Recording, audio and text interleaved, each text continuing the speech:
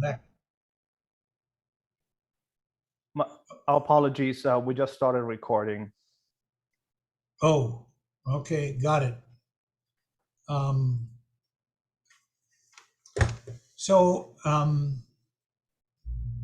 The Ostfriesische Leute, the people in East Friesland, represent a minority group in Germany today, and the Wends, or rather the Sorbs, also the Romani, the Gypsies, and in Schleswig, the Danes represent some minority groups within Germany, for example.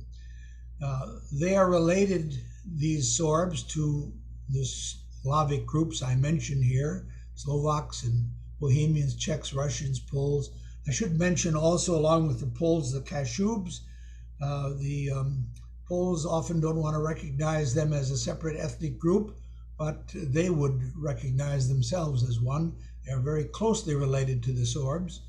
The Serbians, people who are often mixed up with the Sorbs because the names, at least in the original tongue, Serbi, are Sorbs, but not the Serbians, and Slovenians and Croatians, so forth. The Sorbs are the smallest Slavic ethnic group, and they were never a nation. So they always are seen as an ethnic group, but not as a national group. They never existed as an independent country. Under Nazism, they struggled a great deal to try to maintain themselves.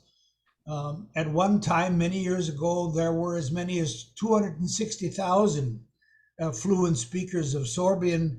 Today, there are 30,000 who remain.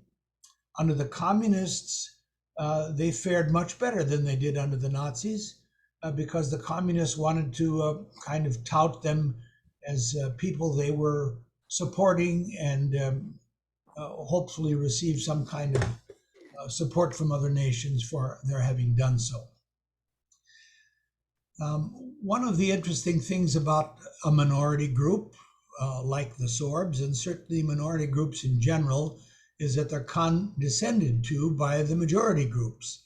So let me take you back to 1543 for a moment, to a time when Martin Luther was living in Wittenberg, and Wittenberg, interestingly enough, had been penetrated by the Sorbs. They had come in from the east, and they were surrounding Wittenberg, and they provided the vegetable markets and the meat markets that the Wittenbergers used, but they were illiterate. They had no written language. And so Luther said some rather negative things about the Sorbs, the Wends, but it's interesting that his wife, Käthe von Bora, has a Wendish surname. And so one can sort of wonder whether he's jokingly saying negative things about the Wends, which appear in the table talk, and you never know quite for sure whether the table talk information is legitimate. But one wonders whether he was joking to Käthe or whether these were legitimate things. He certainly did say other things about minority groups that were not particularly complimentary. But now look at when the New Testament was first translated into Sorbian, 1706, so 200 years later. And so what that means is that the written language of the Sorbs, the time when they become literate as a people, did not develop until after 1706, because the translation of the New Testament was the beginning of their written language. And so Luther's comments about these illiterate people was right on 200 years before that. Let's look at the map of what we know as Lusatia. In German, you will know this as the Lausitz.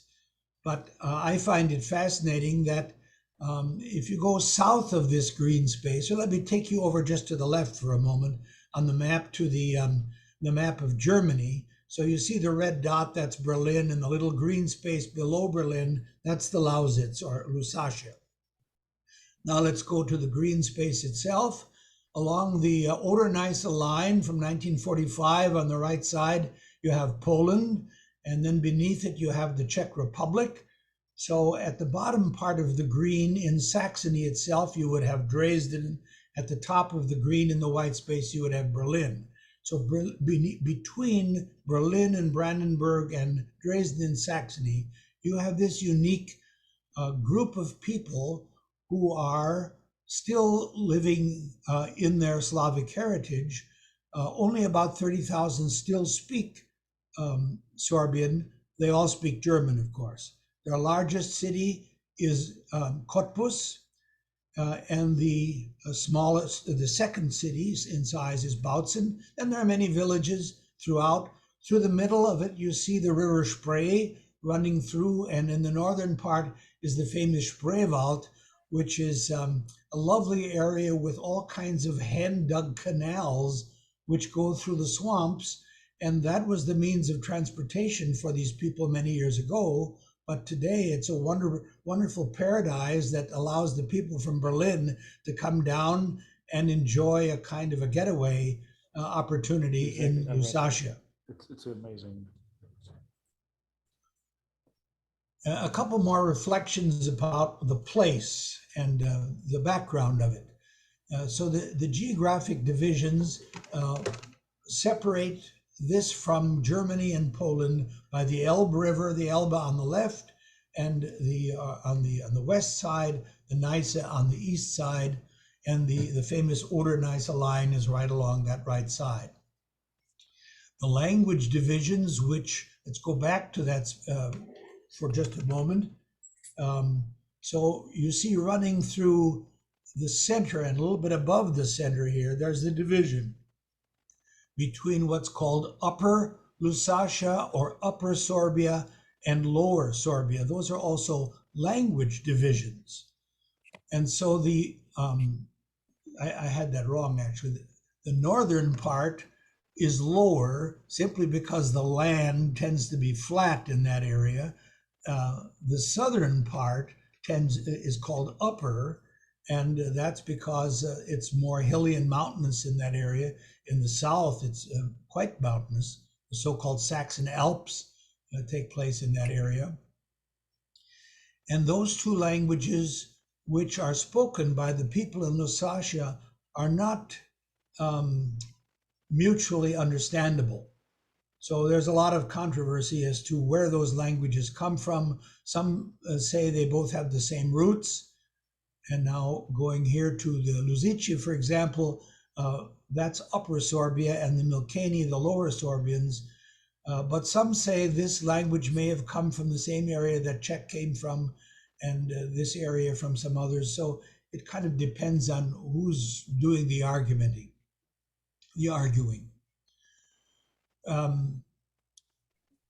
I've already talked about the other minority groups, other ethnic minorities in Germany.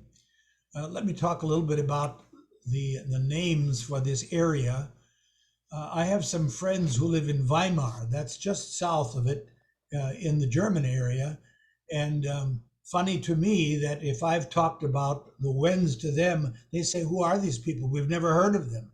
Well, the fact is, they're a minority group, and yet the people in Weimar should certainly know about them, but not everyone in Germany knows about their ethnic minority groups. So Lusatia in German is called the Lausitz. In Upper Sorbian, it's Luzichka, and the word means swamp. So that swampy area that I was talking about with all the canals going through it today, that's what Lusatia is. Some people refer to that as Serbia. It's not a commonly used name, but the Upper Sorbian word for the English Serbia is Serbia. And from that Serbia, and I'll talk about this a little bit later, Jan Kilian took the word for the Texas community Serbian. So it was called after their ethnic heritage, Serbia. We talked about the cities and the dominant river that runs through the center, Spree. A couple of other historical comments. We're talking about an area which has roots going back into Slavic prehistory, and some of these people, especially like the Tserbisti and the Surbi, Luzichki, the Milkeni, those are all people who lapse into the Proto-Slavic era where there really was no language at all that can actually be documented. It's just an attempt to say that these Slavic languages did come from some origin, and we think it sounded something like this. So gradually the divisions between the western and the eastern sides of Lusatia and the western and the eastern sides of the whole Slavic area came to resemble the Orthodox on the one side. The eastern side are Orthodox Christians, and those on the west came from the Roman Empire, from the Latin, and from the Roman Catholic. So before the time of the Reformation, those were the major divisions that took place in the Eastern and Western Slavic areas. A couple of other final comments.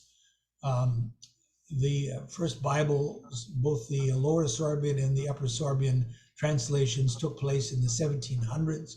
As a result, then, finally, of having a written language in the 18th and the 19th centuries, there was this boom of their golden age in which poetry and theater and music and dance began to develop, and they were very proud of a heritage which they could only then have as a result of having a written literature.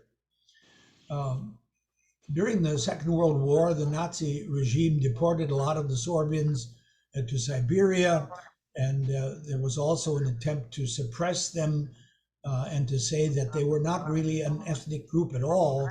They were Sorbian-speaking Germans, but not something other than German. In 1948, a Sorbian law was passed, and that insisted that the Sorbian minorities could receive support, but it was a false support, actually, because the Sorbs lived in an area where there were all kinds of villages under which was brown coal. And the brown coal, through strip mining, was used to produce fuel for East Germany, but unfortunately that destroyed the villages as well.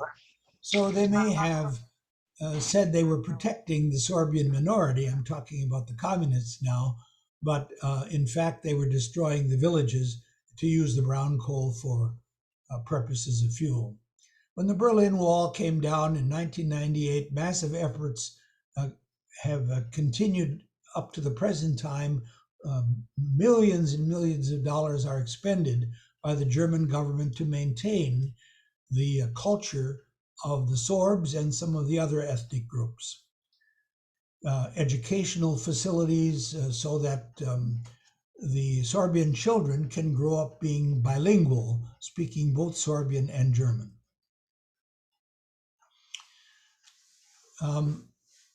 I'd like to begin now showing you some pictures from this area. This is a picture of the brothers, the Greek brothers Cyril and Methodius. In the 850s, they traveled north from Greece and began to Christianize countries which today are known as Orthodox countries. And they think they probably got as far as Bautzen, even though Orthodoxy was not something which they introduced there, but Bautzen became Roman Catholic, and it is for the most part still today. This particular sculpture is on the corner of two German roads, and I thought I'd put them here for you because if you're still in beginning stages of trying to pronounce Stroschitz und Schmuchtitz, those are some real tongue twisters. But that's in any case where those two sculptures are found. This is an interesting reconstruction. This is called a gourd, and from it, linguistically, we get the word garden, but it represents a settlement, a fortress to which the Sorbs could go when there was an attack from marauding tribes. So this is a reconstruction in Vecchia, but not the original building anymore. There's a great pride in Sorbs attempting to reclaim their heritage and also hold on to it. This is taken in Radibor. It's a Roman Catholic community in Upper Lusatia, so that costume is an Upper Lusatian costume of the Roman Catholics. Interestingly, the costumes, the Trachten of the Protestants and the Roman Catholics are different, as well as in Lower and Upper Sorbia, they're different. Here in Texas, where you can go and see this is in the museum in Zersen, they are wearing an example of the Upper Sorbian tracht. Another practice which the Sorbs cling to is the practice of riding horses on the day before Easter. On Holy Saturday, thousands of horses come from all over with the riders dressed in their Wendish costumes, only men, and they're singing songs in Upper Sorbian. So this is an Upper Sorbian custom, not Lower Sorbian. And these are Roman Catholic Sorbs. So they are singing Easter songs, and it's a tradition they've carried on for centuries, but the last 2 years, because of COVID, have posed problems. So this year they finally got the permission to do it, and they were very proud to be able to hear it. You can Google, for example, I'm not sure exactly what you would Google, Wendish horsemen or whatever, but you can hear them marching with their horses and the clomping of the hoofs over the cobblestone pavements and singing. It's a wonderful tradition. Another tradition in which they pride themselves is making Easter eggs. This is done in all Slavic countries, and it goes back to pagan times when there were rituals celebrating fertility, and eggs were painted to celebrate fertility. It was changed in Christianity's coming to a symbol of the resurrection. So these are Sorbian eggs, and they actually were taken in Serbian because they have a custom in Serbian at their annual gathering of Wendish Fest when they paint them. Now let me take you into America and into some of the emigrated territories because you're interested in how these so-called Germans, as one man said, got to Texas. There were a couple of issues that need to be remembered. In Saxony, because of the old order of whoever the ruler is, that's what the religion is, Saxony became Lutheran. So the Lutheran Church of Saxony in the 1800s had a kind of a spirit of rationalism, and the church was run by the state. So many people were upset about that, and they wanted to immigrate somewhere else. Then the other example was in Prussia, Friedrich Wilhelm III, he was Reformed and his wife was Lutheran. And interestingly enough, they never communed together because it was not allowed for Reformed and Lutherans to commune together. So he decided he was going to unify the two church bodies and create what was called an Union church. And many people did not like that, and they wanted to immigrate. In addition, there were economic challenges, and those were caused by, for example, if you were the eldest son, you might inherit the property, but if you weren't the eldest, you didn't get anything, and you better find another opportunity. Furthermore, if in your cottage or your home you ran a loom, let's say, to produce carpets or rugs or clothing, but with the coming of the Industrial Revolution, that was no longer necessary, so you had to find another kind of work. And if that didn't happen, it was better to immigrate. Two examples of immigration that took place at that time. The first one was a group from Saxony, 600 strong. They had 5 ships. One sank across the Atlantic, And so about 600 did arrive in Missouri, and those Saxons today are known as the Lutheran Church Missouri Synod. The other group emigrated 500 strong to Texas, and they ended up in the area around Lee County, and specifically Serban and Giddings and the surrounding communities. And they still in Texas represent that heritage. No one speaks the language anymore. That's died out. But many of them take great pride in various aspects of their heritage. When they were still in Germany, these conservative Lutherans who lived in Saxony at the time, for the most part, called a pastor by the name of Jan Kilian. And they asked him to serve them in a couple of congregations. He started out in a place called Hochkirch. He served there for about 3 years. Then his uncle, who was a pastor in another community called Kotitz, died, and Jan Kilian came to succeed him in this church in Kotitz. So you see here a picture of the people worshiping in Kotitz. It's not a very large church, and Kilian's churches that he served, the conservative Lutherans who were members there, were smaller groups. The picture on the right, if I can move very closely to that, I can probably read it. This was the day of the dedication of a monument to Jan Kilian in Kotitz, and it says, "Preserve good Wends your father's ways, the tongue and faith of ancient days."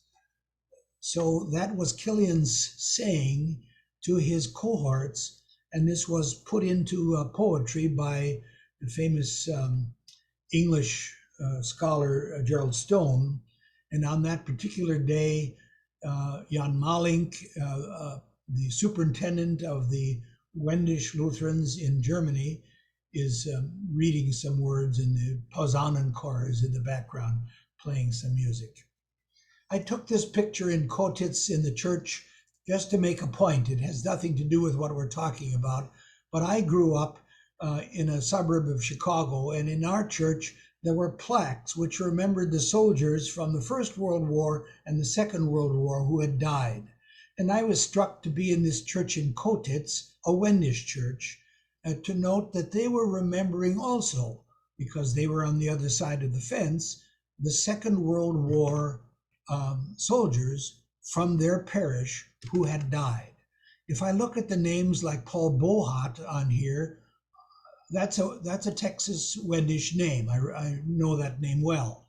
And some of the others are also immigrants who had come to Texas as a result of the migration that takes place. Many of the names are German linguistically, but that doesn't mean the people weren't Wendish. Through marriage, names change. Now, here is a picture of the inside of Kilian's church in Clinton, and it's an important one because just let me describe the interior and look at that with me. You see the pulpit is up at the balcony level, so the people in the balcony don't have to crane their heads over the balcony railing to see the pastor preaching from a pulpit on the first floor, but the people on the second floor can see the pastor in the pulpit just as the people on the first floor can. That's the reason for elevated pulpits. You see the two doors over here going into the back sacristies, rooms, whatever. You see the altar in the middle, the balcony surrounding. Remember that picture, because when we get to the picture of Serban in Texas, you'll find that Kilian replicated that church in Texas. There were two congregations which had called Kilian to come out of Kotitz. One was Clinton, and the other one was the one you just saw, and Weigersdorf. That was a kind of a joint parish. I took this picture because Kilian had often said when he was in Texas, "I sure wish that I could be back in the cherry orchard in Weigersdorf." Well, this is the cherry orchard, and the Posaunenchor is playing, and the director is directing them. It was a lovely day outside, But Killian never did get back to Germany, to Lausassia. And very touching for him, those were his three children. Killian's children, 1, 2, 3, and 4, the first 4 children, all died in childbirth or shortly thereafter. These are the 3 children buried in Weigersdorf. And the 4th child, his wife Maria was pregnant when they were on the ship coming to America, but that child died en route to Zersen, Texas, and is buried in Zersen. There's the ship. The sad story about getting on the ship is that these immigrants got on board the ship, and there were people with smallpox that had been on that ship before. And so pretty soon people started getting smallpox all over the ship, and they had to get off because people were dying. So they had to bury them there in Liverpool from where they were emigrating, and they chartered a new ship, namely the Ben Nevis.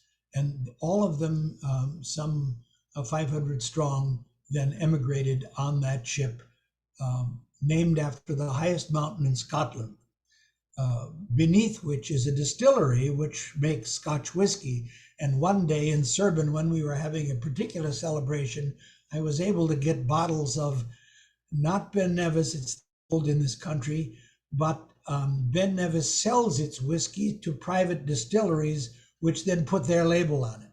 So I was able to get the private label stuff, and we drank it in Zersen as a celebration to the immigrants who had come on the Ben Nevis. Here's the first picture taken of Killian in Texas. Not a very good picture. They look kind of rumpelish. Maybe the oldest child was what, maybe 8 years old in that picture. So they'd been here maybe 9 years by that time. This is a little bit more distinguished picture of Killian, who was actually a distinguished looking gentleman, and his daughter Hulda, the daughter who had never married. But then what happened was there was a man by the name of Birkman who became a Lutheran pastor. He was from Texas, and he became the head of the Lutheran Church. It was called the Western District. So the entire Western District of the United States was under his jurisdiction as the president or the bishop. And his first wife died, and so he married Hulda, the daughter, the unmarried daughter of Killian.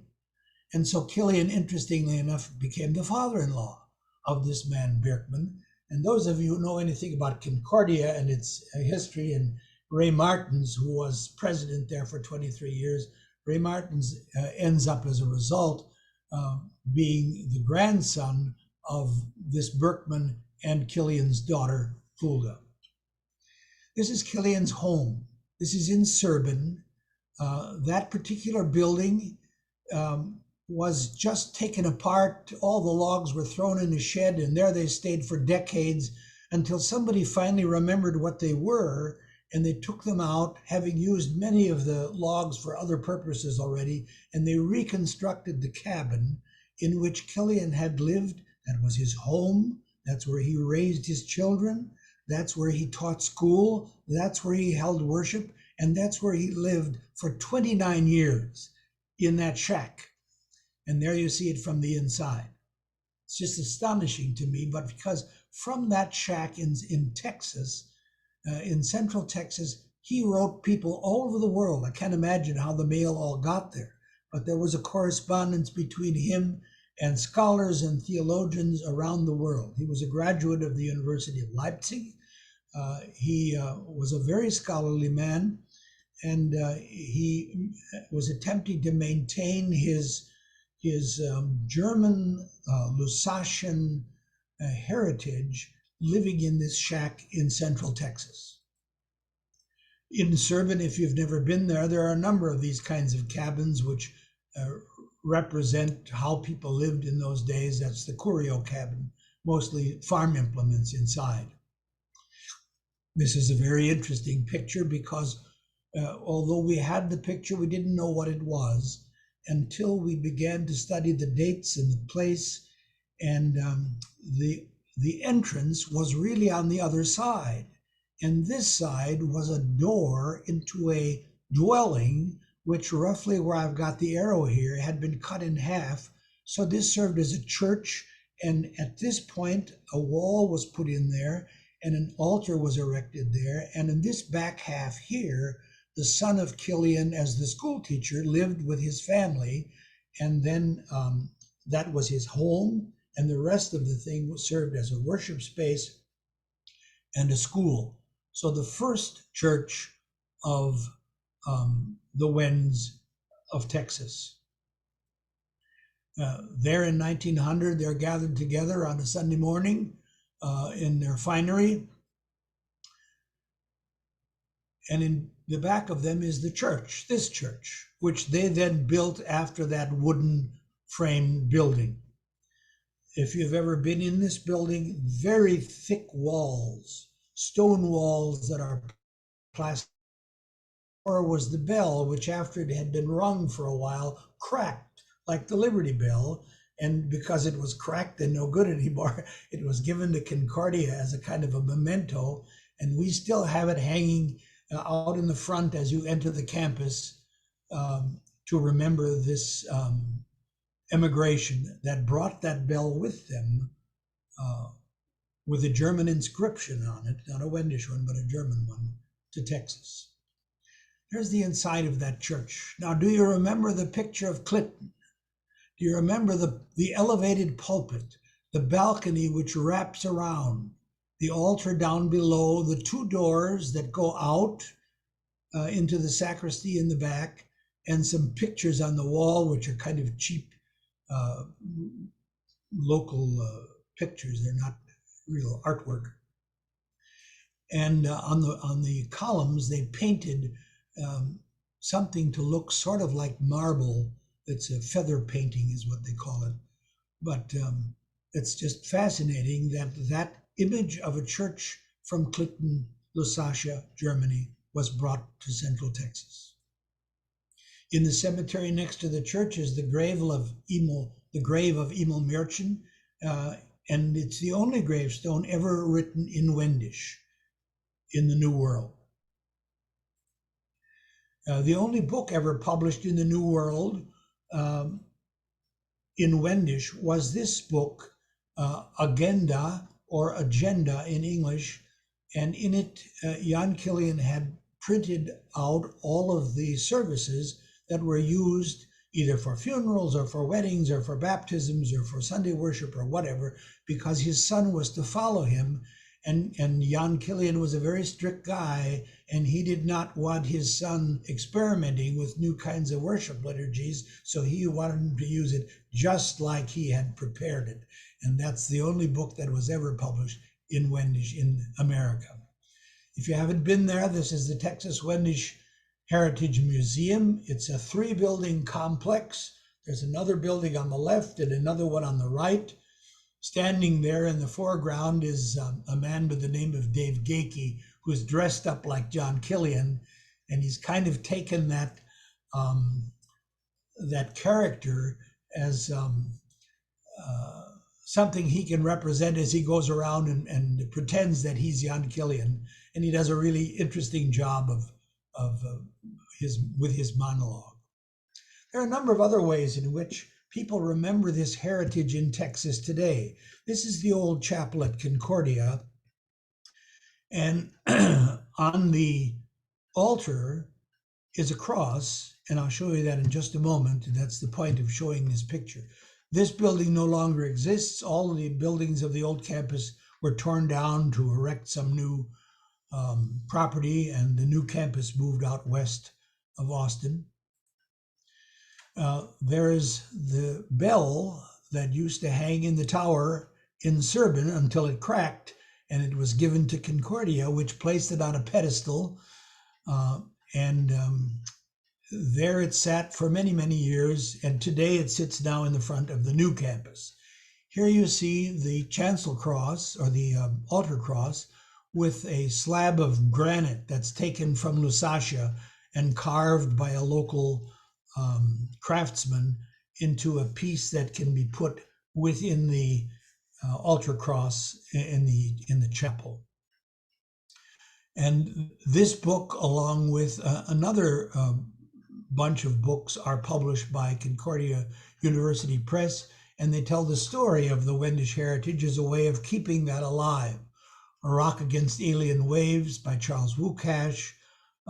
This one, called 5 Centuries, was published the 500th anniversary of the Reformation, and it's a beautifully done book that was actually is a translation of a book published in Wendish and in German in Europe. And this is an interesting cover to me, because if you look down the street, that's Congress Street leading up to the Capitol building. And this was a particular celebration, a German celebration, when Austin was a very German city. And that archway that you went through for that German celebration has some German words inscribed on top, but I can't read it in that small picture. These are some of the names of the people. You'll recognize them if you have a German heritage. You'll recognize many of those names as German names. And through marriage, Wendish people ended up with German names. But many of these, like Kishnik and Chachula and Pachke and Wukash, those are Slavic names. Zoch, for example, is how they pronounce that, is a very common name in Texas. It's a Wendish name, but I'm not so sure that linguistically that's not German. And so I'm just showing you some examples of it, and there are hundreds more. I want to give you 2 examples of other people who came either to this country or whose name was misrepresented as German. This man's name is Mato Kosik. Mato is the Sorbian word, Lower Sorbian actually, word for Matthew. And he grew up as a young man in Lower Sorbia, a town called Verben, and his dream was to become a Lutheran pastor, but he was a sickly kid and he never could finish the gymnasium. So 4 years of high school and 2 years of college, roughly equivalent to that, is a gymnasium. And because he couldn't finish it, he couldn't study at a university, couldn't study theology, couldn't become a pastor. But he heard that in the United States, you could go to a seminary and you could study to become a pastor. So he traveled to the United States, along with many people in those days, went to Chicago, where there was a Lutheran seminary, studied there, and became a Lutheran pastor, and served in German-speaking Lutheran congregations in Nebraska and Oklahoma and Iowa for the rest of his 25 years in America. But the secret is that all during those years, unbeknownst to the Germans who he was serving, he was writing poetry in his native tongue, Lower Sorbian. And just within the last few years, the last book has been published. 9 volumes of his poetry have been published, and he is remembered as the greatest Wendish poet who ever lived. And his parishioners in Nebraska and Iowa and Oklahoma never knew that. In Albion, Oklahoma is where he's buried. I went there and took this picture. It's fascinating to me because he was born Mato Kosik, the wind, but he died as Matthew Kosik, an American. One other example like that, if you would talk to a choir director in a local high school or a local church, somebody who knows music, they would know the name Johann Krieger, because Johann Krieger is a famous composer, the most famous composer in Germany after the Reformation. And he wrote some, well, I don't know, maybe I think 80 different hymn tunes, but at least 20 of them are still used today. One famous one, Now Thank We All Our God, is his hymn tune. This was the building in which, as a young man, called the Grey Friars Gymnasium in Berlin, where he taught mathematics of all things, and he was also the organist and the choir director. And that wonderful ruin still stands in Berlin. But in recent years, we've been doing some study about his name and his baptismal records. He is not German at all. He was born Jan Krieger, and he is a Wend. He is a lower Wend, if you make a distinction between the lower and the upper Wends. And I've got an article that's coming out in a magazine called The Hymn, because in 2023, it will be his 425th birthday. And in that year, we're coming out with an article about Krieger the Wend. So that's a kind of a quick summary of the German heritage and the Sorbian heritage, the Wendish heritage of some people who are unique in Texas. If you want to learn more about them, you could Google Wend or Sorb and you could find books written about it. You could spend a Sunday worshiping at St. Paul's in Serban in that interesting setting. You could go as a group even, or they would serve you lunch. One fascinating thing to me is that they'll serve lunch with Wendish noodles, and they're very proud of their Wendish noodles, and they have a machine that makes them, and they raise money for various projects in their museum there by selling Wendish noodles. But the Wends never ate noodles. Nobody knows for sure in the old country. Nobody knows for sure how that was popularized, but I think they may have taken it from the Czechs in Texas, and I'm not sure how the Czechs got noodles either.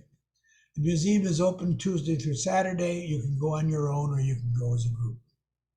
And so that's my story to share with you. And if you have comments or questions or things you'd like to explore, I'd be happy to do that with you. Well, I've heard that the Texas Wends had actually almost lost their nationality until the Institute of Texan Cultures here in San Antonio started the folk festival every year. And because in Germany, they didn't intermarry with the Germans as they did here in Texas. So it was because of the folk festival, which honors ethnic groups in Texas, that they really came back to their roots.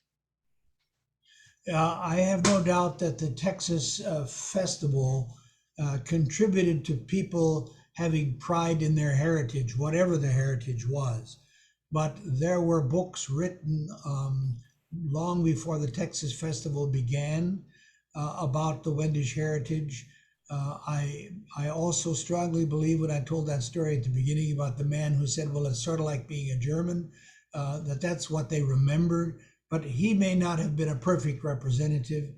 There was a lot of intermarriage in Texas between Wends, and there are fourth, fifth, sixth generation Wends who have intermarried in their, not brothers and sisters, but certainly within their heritage, within their Wendish heritage. So I don't think it would be accurate to say that the Texas festival is what brought it back, but it certainly contributed to some pride in the heritage.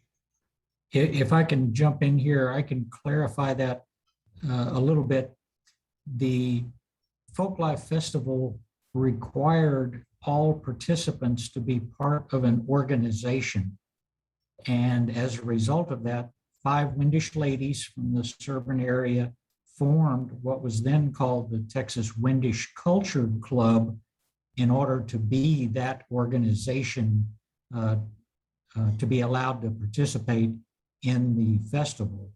And that is what today has become the Texas Wendish Heritage Society.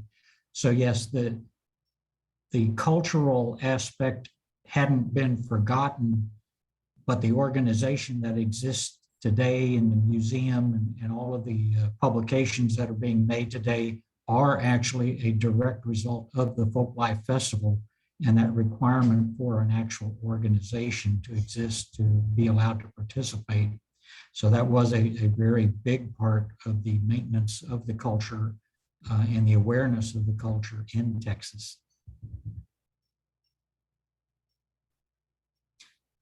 When I was at Concordia for 7 years, from 1994 to 2002, I would say about 20% of the student body was of Wendish heritage.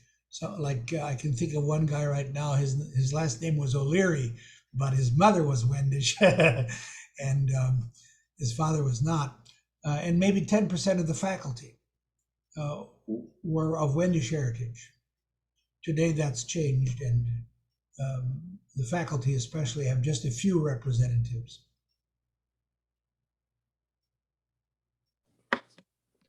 We had a question here that was pasted into the chat, David. I can read it back real quick. I'm curious about the fate of Polish Wends in Schlesien east of the Neisse in the II era. As German citizens were deported west when the Polish border was moved to the Oder Neisse, or were they simply absorbed by the Poles? Has any work been done on this aspect of Wendish history? Yeah, that's an important question. I think, first of all, the word Wend, which had a mixed history along with the word Sorb, but at one point, the word Wend was used much more broadly for all of the people of Slavic descent, going up to Denmark and all the way down to the Balkans, for example. They were called Wends, and it came from a Latin word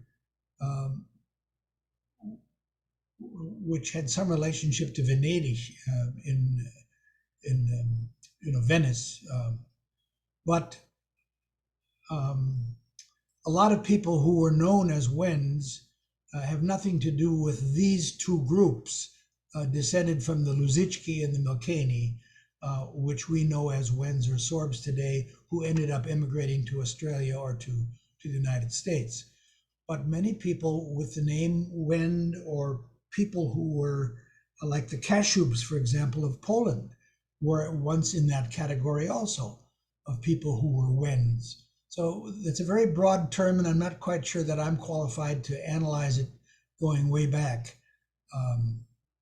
But surely when the line was drawn, the Oder-Neisse line, there were some that ended up in Poland. And I don't know what kind of studies have been done on that. David, I had a comment and a question. Number one is appreciated you kind of, I see a little news articles, a little snippets to learn about that as I continue to learn here in Central Texas about the different ethnic groups. There was a article on bbc.com, I posted that in the chat, which talks about specifically the area around the Spreewald and where they still practice or foster the tradition.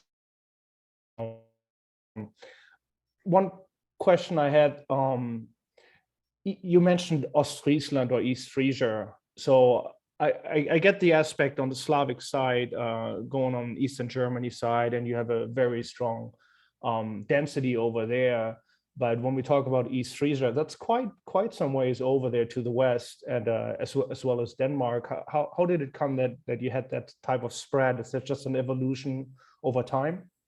Yeah, so there's no relationship between, although I remember having a visit from a Dane one time who told me that Danes once were referred to as Wends in ancient times, but in Ostfriesland, that's only because, I only mentioned that because the minority ethnic groups in Germany include the Ostfriesen, and they have nothing to do with Wends.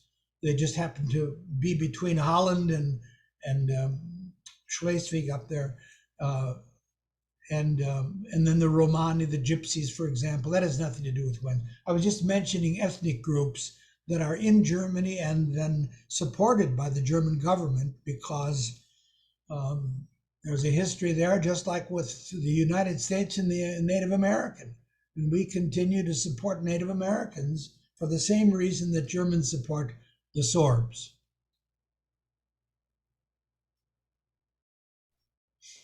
Hey, first of all, let me thank you specifically for today, but for your complete works in general. I grew up in a very tiny village in Germany, and some of the names you had on the slide, like Graf and Soch, I actually had kids in my elementary school. That was in the Rhineland, but they definitely are still common names in Germany. I had one question, and it's really just showing my ignorance here. So the like people from Silesia or Pomerania, how does that relate to Wendish people? Well, my heritage and my mother's side is Pomeranian. And so if you go back into prehistory, Pomerania would clearly be a Wendish kind of an area where the Wends swooped through that whole area of Slavs moving further and further east, coming as far in the 16th century as Wittenberg. That was kind of the line. But Silesia, I know really nothing about Silesia, and you know, to the degree to which Wends might have come down that far. I know as far as Slavic in general. So to just use a different word, Slavs instead of Wends, which is probably a broader term. The Balkans, where a couple of years ago my wife and I visited, Bulgaria clearly has a Slavic heritage, and in that sense, part of Silesia would also have some Slavic heritage. And also the church you showed, I grew up Lutheran in this small village, and it reminds me very much like the white paint and just the cross and the baptism stone and absolutely no ornaments and the thick walls.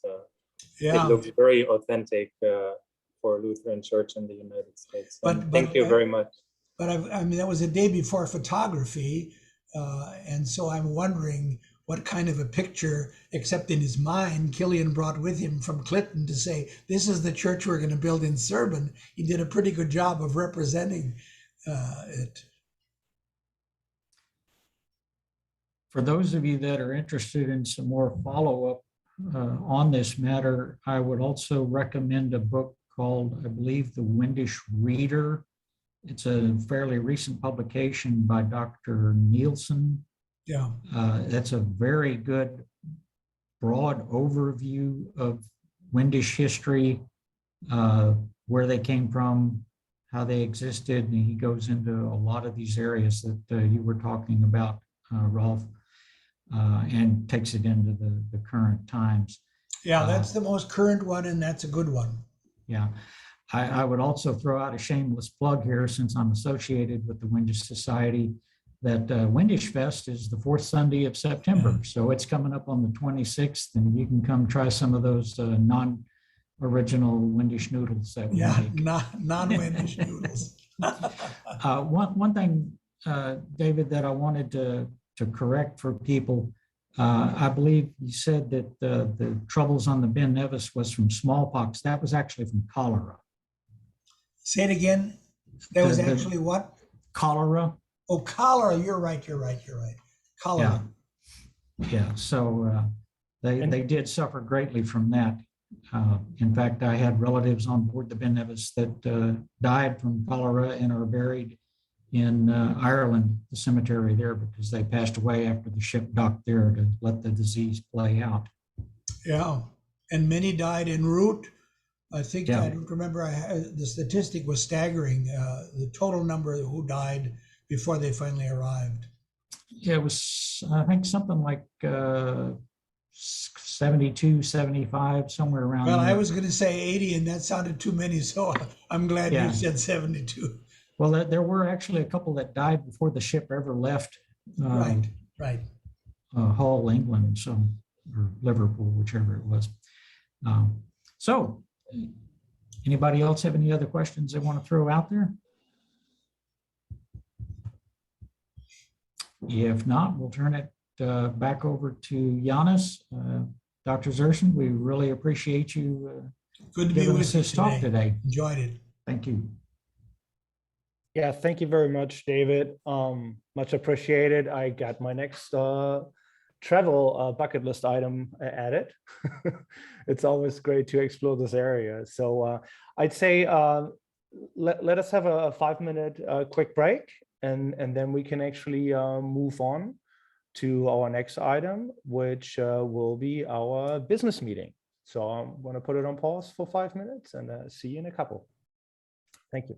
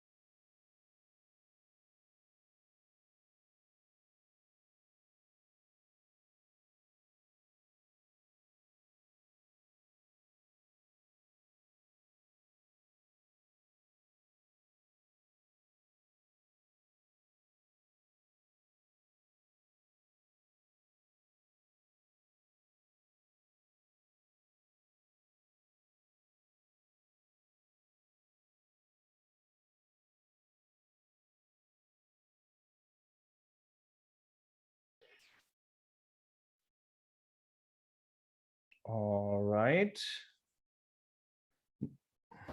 Welcome back. Hope everybody got some refreshments.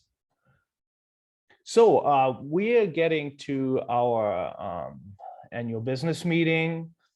Before we get started with our operational update, which our executive director, Chris Marty, will do, we do have a little bit, well, we got to do a re-election of several board members. So right now, the board members up for re-election is number 10, Barbara Berthold, number 11, Christy Lee Norden, number 12, Connie Krause, and number 13, Sandra Diekman. And in order to get the re-election put into place, we would need a motion. I move we elect the slate of candidates by acclamation. That sounds good.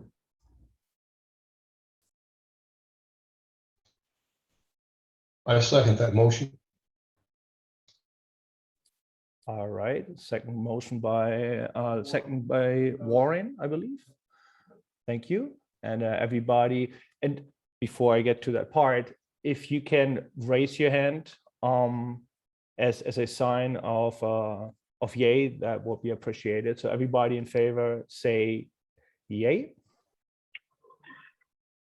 Yay. Yay. Yay. And everybody opposed, say nay. All right, the motion is passed and we get our re-election. Thank you very much. As the other part, we will have a upcoming new position, a new board member position in place. If for the people who have not heard it, I'd like to talk a little bit about the passing of Michael Krause. Michael passed away a few months back. He had been had made a significant impact on our organization. When I joined the board, Michael and Charles were in the position of president. Michael was the president, Charles was the vice president, and they were kind of tag teaming the organization through choppy waters. So unfortunately, Michael passed away. We will have an open position for that. But first of all, I'd like to extend my condolences to Connie Krause. Michael had left a tremendous impact on the organization. And so it was very sad news that received us. So again, my condolences to Connie Krause, and my thanks to Michael, who had also helped me personally transition into the role of a vice president, and then eventually into the position of the president. All right, from here on, then I will hand it over to Chris Markley, our executive director, who is going to give us our operational update. Hello, good morning, everybody. Welcome to the annual conference. We are actually today in the office, as you can probably tell when Giannis was talking and Richard, and that's because we have a full schedule of kids in the building. So if you hear kids running around and screaming, that's because we're having Saturday class here. We have about 30 kids, so we're back into action. But again, if you do hear kids, that's the reason why. So, and as Giannis indicated in his opening remarks, we have been moving forward on many different things during these times, and we'll get to them in the presentation.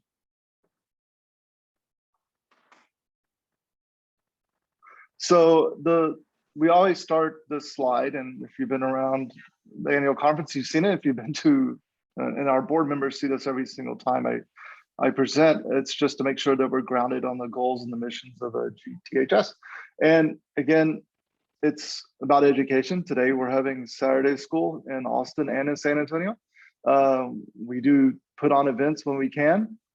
Genealogy is a huge aspect for us. The building, the German Free School, which is our headquarters, is a beacon of education and German building skills, because it's 163 years old and it's still here and doing strong. And we also have the outreach.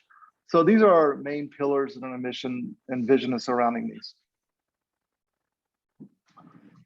So the vision for 2021 and 2022 for GTHS is, we want to expand the language offerings that we have in German for people that either want to study the language or thinking about going to Germany, have kids that want to continue to maintain German. So we offer a broad spectrum of language courses and activities centered around that. We restarted San Antonio classes. Because of the pandemic, we had to stop the classes, unfortunately, in San Antonio, because we were renting a location. But in the summertime, we started with a small class of 5 in San Antonio. And as of this morning, we have 3 full classes of about 25 students. When I say students, I'm talking about kids in Saturday school going on. We launched pre-K, which I'll get to in a second. I think that's an important announcement. We're rethinking how to do festivals and such as Oktoberfest and Christmas market. And Margot raised a hand.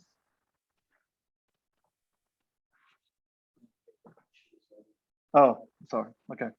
Sorry about that. Sorry, guys. that was from before, and I just forgot what I had to do. No worries.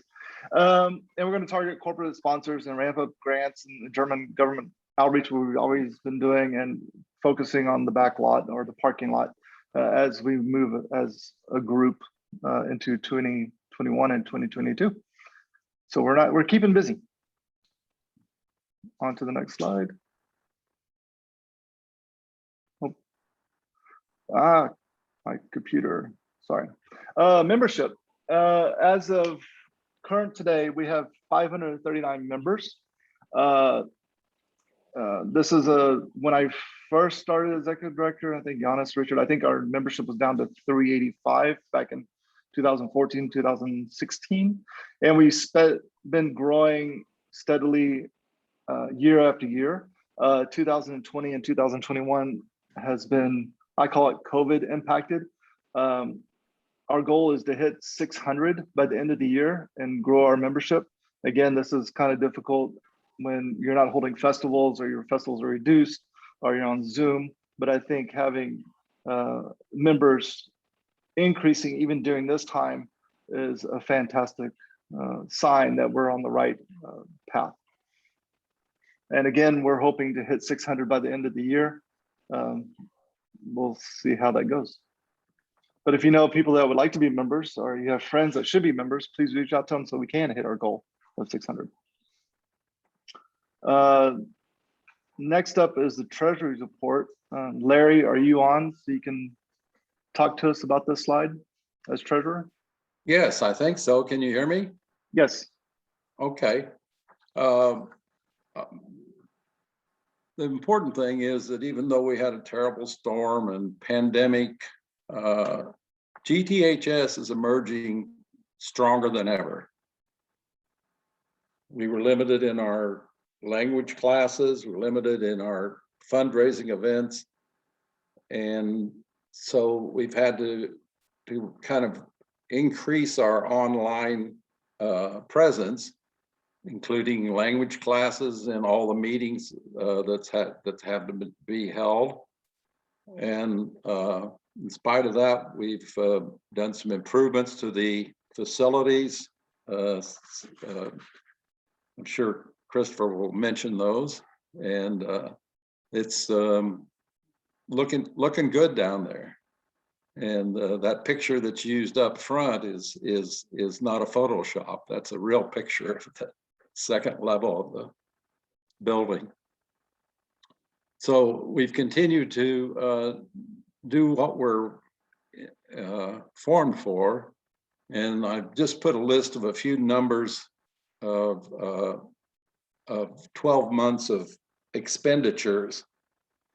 So obviously we're not spending more money than we're bringing in, but it's a better measure of what's going on. And you'll see there, the only time we've had a real downtick was the 12 months up to 2020 compared to February of 2020 to August of 2020, and continued decline of the 12 months prior to April of 2021. But we're now on track, and by my estimates, of probably having about $320,000 of program expenditures. And we did do that in decrease in order to keep the books balanced. And the bottom line is, thanks to several large bequests, we're in a very positive financial situation. We've increased our value in our investment account significantly. In the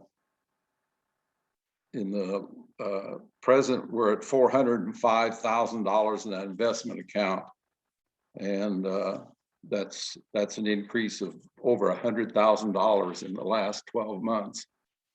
So the large bequests have been a godsend.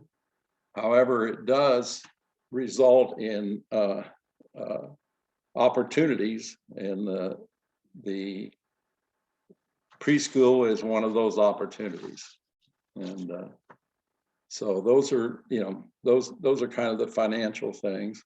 On a personal note, I noticed my term expires in 2021, and I wasn't on the list of people to be reappointed. I don't know whether that's a term limitation thing that's invoked or what. We'll look into that, Larry. Sorry if we missed that. Yeah, thanks. Okay, so any questions from the audience as to our financial conditions?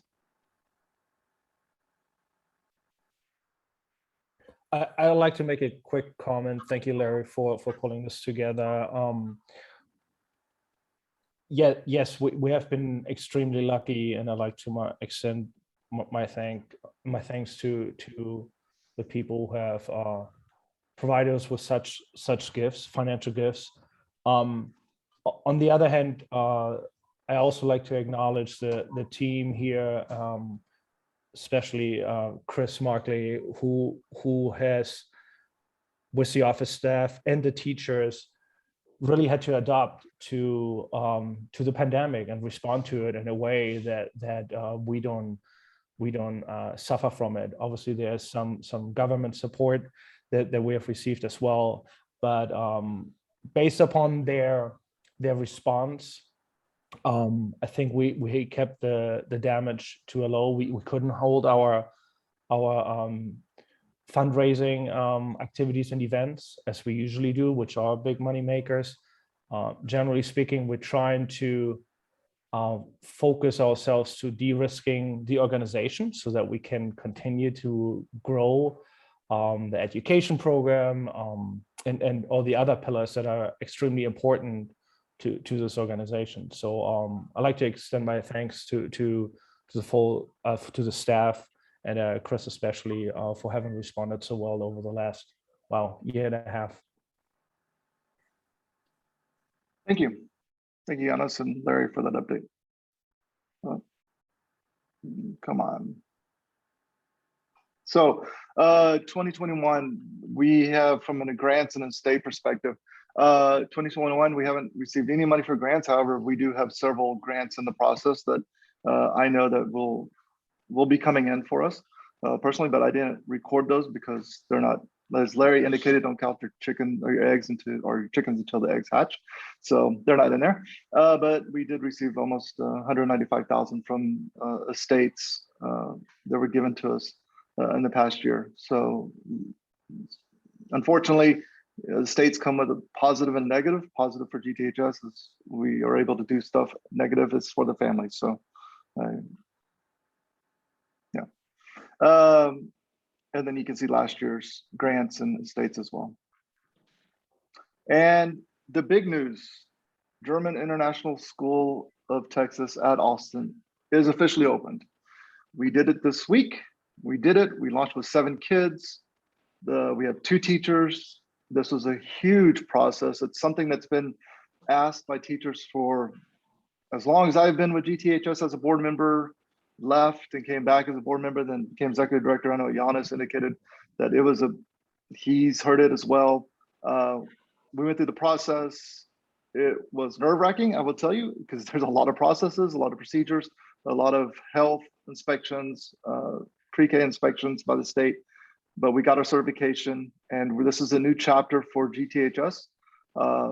And we're so excited to bring it to life. So yeah, the kids are happy. I went over there 2 days ago, and seeing 7 kids with speaking German or understanding German with the teachers is fantastic. So a lot of effort went behind it, and it was great. I'd like to do a quick comment. Chris, if you can mute yourself while I do that. Yep. Otherwise we get some feedback. Yes, so this is a tremendous accomplishment, especially considering the times we have right now. We do obviously and continue to take this pandemic very seriously. So there are caution put into place to avoid any kind of spread. But this part of our of the education program aligns so greatly with our mission and vision, and especially considering what this building was intended for when it was built originally. So I think this is a great accomplishment. We started out with 7 kids, which is actually a few more than I had anticipated, considering the times. We obviously have to start with something, and now the focus will be that we want to grow this program.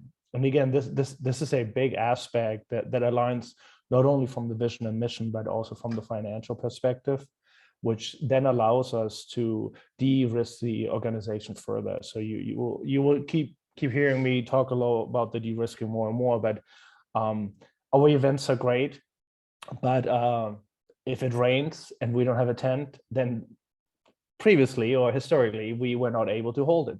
So if the weather doesn't play nice, and you know the weather, how it works in Central Texas, it often does not. So this is a great accomplishment from the, as I said, for the organization, from the mission and vision perspective, but also I think moving forward to have this as part of our education program offering. Thanks, Giannis. Cool. And then these are my laptop, guys. Okay. It's very sensitive. These are our pre-K teachers. Constanza is to the right, or to your right, and Annetta is to your left. These teachers have been with GTHS for, I'm going to say 15 years, been leading the Saturday schools program. They're still leading the school as a Saturday, so they're here teaching the kids after spending a week teaching little ones at our pre-K. And they're extremely excited. The teachers are phenomenal, supporting us and moving this program forward. So a big kudos to them. Come on. Well, I was going to show you photos. There you go. Tell you, honest, this thing is sensitive. Okay. Strategy. The overview for the program, the language program, is we currently have, like I indicated, 35 kids this morning here in Austin. San Antonio, we had 16 to 20 kids. They're still filling up as we go along. And adult classes, these are conversation, beginning, advanced, 78 adults, and we do have homeschooling and teen classes as well. And also for first time for GTHS, we actually had to have 2 Vorschule. This is the 3 to 5 year olds that taking place at the same time due to demand. They fill up very quickly. So we're having 2 kids classes. Usually we only have 1, but we're having 2 this time at the same time in the different parts of the building. And then also with Goethe Institute, this is the certification that is sponsored by the German government. This is where testers come in so they can learn, take the test. Then that gives them the opportunity to either go to Germany to study, if they want to continue their education at university for free, go live, just to become certified. We're having testers and they're increasing as you see. We had 23 testers in the fall of last year, 15 in March, 13 in May. We have 5, and we haven't even announced the testing date as of yet. So people are finding out about us and taking up courses. So the language program is doing well, and there's some feedback, about our courses, from various students that we've had. And this is, we're back in action, taking precautions as always. There's the Austin morning class and the Austin afternoon class and San Antonio, just to give you a viewpoint of the kids that are there. And Ralph, yes, they've all signed waivers to have their photographs to be taken. That's always in the package. Events for 2021.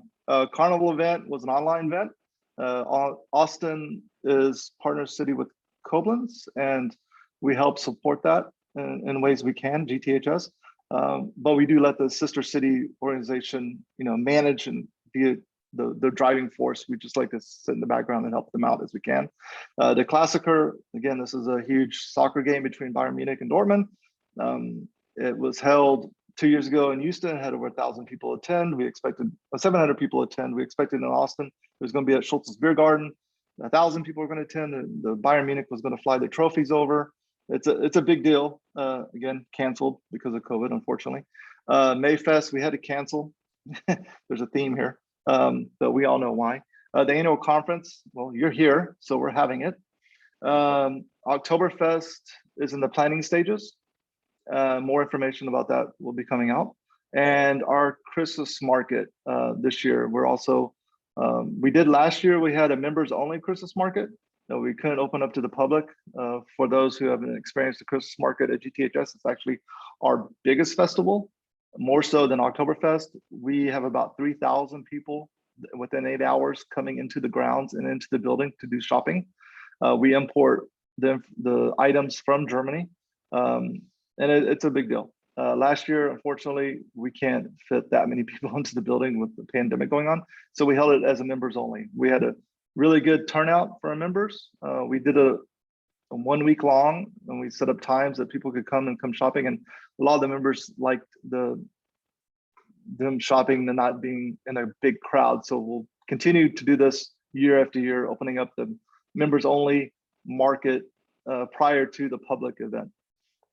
Again, still in planning stages to see how we can, work that out. So what's new for the building outside? So most of y'all know, German Free School is the headquarters of GTHS. We have this beautiful location in the middle of downtown Austin. And we were able to get some funding from the city of Austin, close to $60,000 to help us renovate the building from an outside perspective. The wall, there's a wall between Mohawk, and Mohawk is a nightclub right below us. They have a sound system that when they turn it on, the doors and the windows shake. And if you've been here for one of their concerts, you'll notice that you can't do anything when they start playing, but it's great. We have a good relationship with them. So the wall was crumbling, so we had it fixed. The garden wall, retaining wall was fixed. This whole new garden, if you can see my arrow, was built up. It used to be level with a sidewalk here. So actually raised the garden up so it's now completely level. And we had 3 dump trucks of dirt brought in and put grass on it. The replacement of all the gutters were done. Any rotten external wood was replaced and fixed. The wooden wall, it's behind the bushes here, was totally redone and refixed and painted. All the iron in the garden area or outside was painted, and the entire building was painted. So basically the German Free School got a huge manicure, pedicure, facelift from the outside perspective from the city of Austin over the past year. So it's looking really, really good, and will continue to look good for years to come. The next building upgrade for us is a historical staircase. Back when the building was built, there used to be a staircase right here, if you can see my arrow.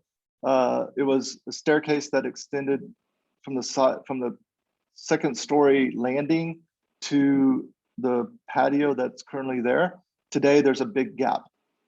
This section back in the 40s, 50s was taken away, and we want to rebuild it. The city of Austin has allowed us, or has given us a grant of $37,000 to do the architectural design, the structural analysis to rebuild this section. What that will do for us is it will connect the outside building to the front of the building, to the back of the building from an outside perspective. Today, you have to go through a door and then you have to get to the back room, and there's no exit to the outside from the back room here. That also allows us to expand our capacity for people inside the building. Today, currently, we were supposed to have 49 people allowed at one time. Having an extra egress exit will allow us to get even more people from a fire code perspective. And it would also allow us for festivals and for classrooms, a different flow of entry that will make everything, flow and be better for everybody involved. Again, $37,000 for the architectural drawings. It's already underway. Terry O'Connell is leading it. She's worked on many, many, many historical buildings, from the governor's mansion to the Capitol to the land office and others around town. And she's helping supporting us in this initiative. Once we get the drawings back, then we're going to go to a construction firm and determine what the cost is. I have no idea what the cost will be. Wood, thank goodness, is coming down, so that will help us out. But you can see from the perspective from the drawing, it will take some reinforcements of not only the balcony, but also the stairs being built. So when we get that number in, we'll get more grants and maybe develop a fundraiser or do something in the future. But that would be a huge addition to the building and restore it back to the way it was back in the late 1880s, 1800s. This is an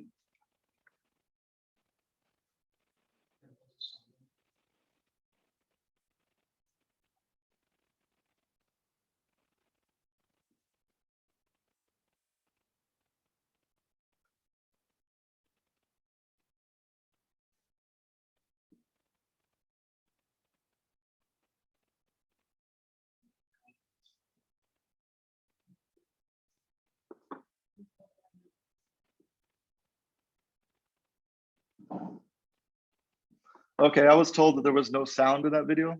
I apologize. But that gives you an idea of what the small classroom appearance looks like as of today. If you here 2 years ago, this location or this 2 rooms had a 1960s, 1970s look to it. It was really torn up. And we were able to give it a total makeover from the Barbara and Frank Vandenbaum Pinot estate. It's refreshing. It's a brand new look. The kids love it. We got kids tables in their TVs. And it just is a fantastic, was a fantastic opportunity for us to improve this area for a kids program. And this is what it looks like from a picture standpoint. Very bright, painted colors and painted walls, refrigerators, new cabinetry. It's a great learning space for our kids. Additional things that have been going on for the past year and a half is you've noticed the GTHS journal is beginning a makeover. We continue to get very positive feedback about it. Some great information in there. Manuela Markley, who's designing it, is continuing to push the envelope, and it looks fantastic. What we'd like to do is, as well as, because we get additional copies sent to the office, we want to send these out to nursing homes and assisted homes in the German-Texan communities around here, such as New Braunfels, LaGrange, Schulenburg, Fredericksburg, and Bernie, just as a gift as GTHS. So if you know of locations in these areas that you think would benefit from a journal as a gift from us, please send myself an email or the office an email and give us the name of the nursing home or assisted home that you feel that would be a benefit for this. I know personally when I went to one nursing home before COVID hit, because my wife was volunteering, and the lady said, one of the ladies asked my wife if she's German. She said yes, and she said, "Oh, I'm German-Texan." And so I was able to meet somebody that was a German-Texan from Fredericksburg in a nursing home, just by coincidence. But I'm pretty sure there's a lot of people out there such as her, and they probably would like to have a journal to read. Another big aspect that we behind the scenes, which Margot and JT and Ralph's wife and Manu had been working on, is we've actually uploaded all the items in our library into a catalog. So you can go and search the online, we put in 1,100 items. 125 of the journals are online now. 120 plus genealogy resources. These are like the family books. So people can go online, look at them, look to see what we have in our library, and then either request to come and take a look at the books when we have office hours. This is a huge endeavor. As some of y'all know, when you came to the library, it sometimes looked like a chaotic mess. It hadn't been taken, well, it was just a chaotic mess, I'll leave it at that. But, we had Margot and them spent countless hours cataloging, putting everything in place, analyzing what we had. And so we have this fantastic resource that now we can share with the world and tell everybody what we have. So, community engagement's been going on in 2021. Giannis, would you like to speak to this? Yeah, I can do that. Let me move.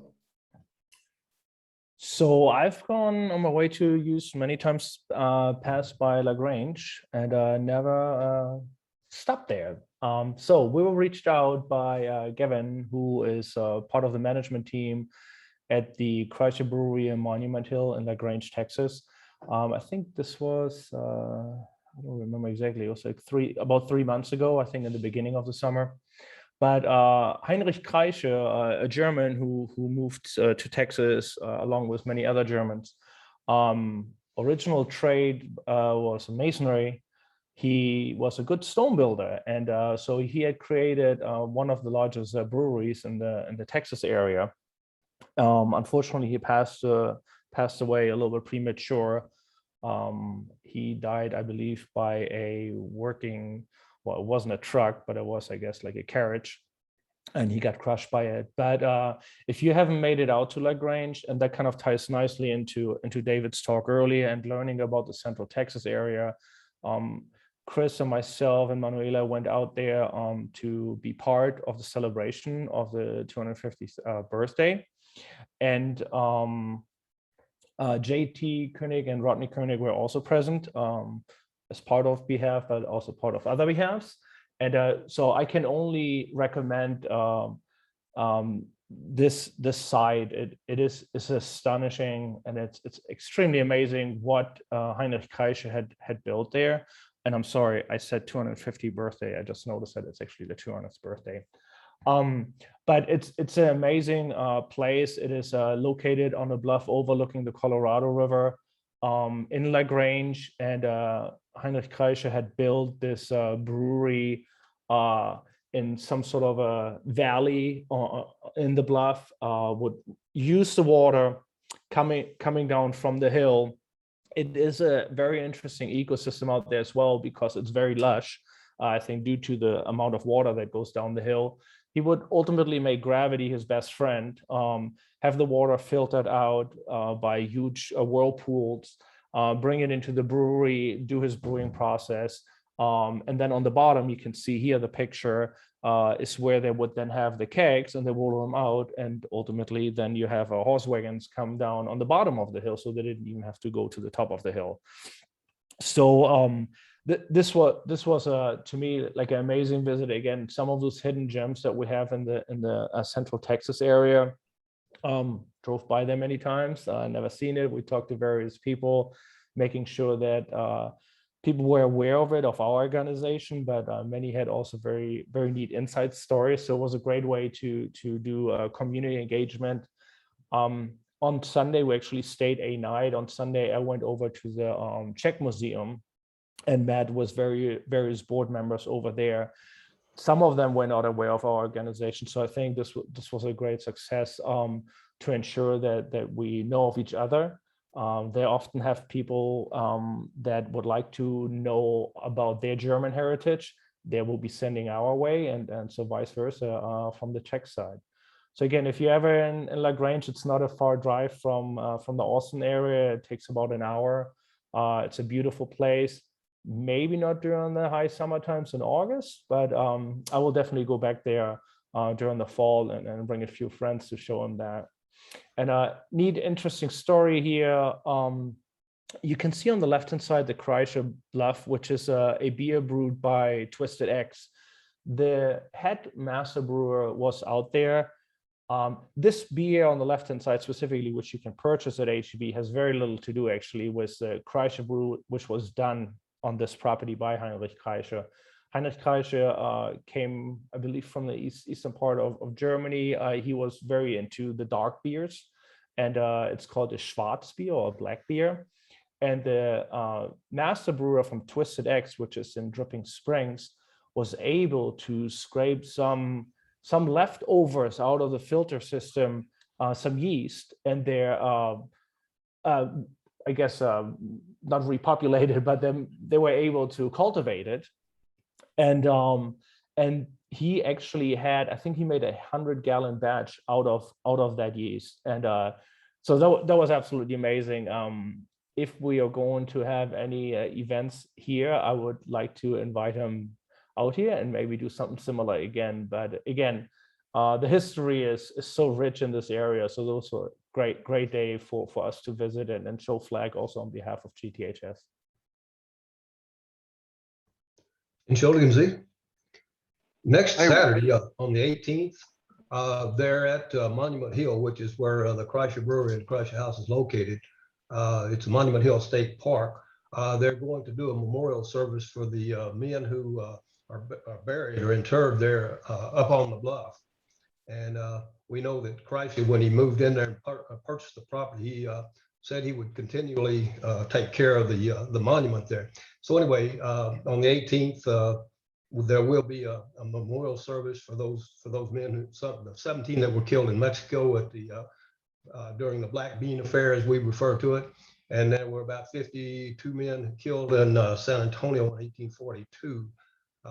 And all those bodies were taken back and reinterred there. So that's another interesting historical aspect to look at when you're going to LaGrange and checking out the Kreische Brewery. Thanks, Warren. Yeah, thank you.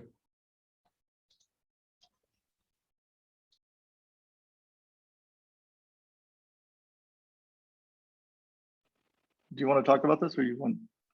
Yeah, I can talk to this as well. Go.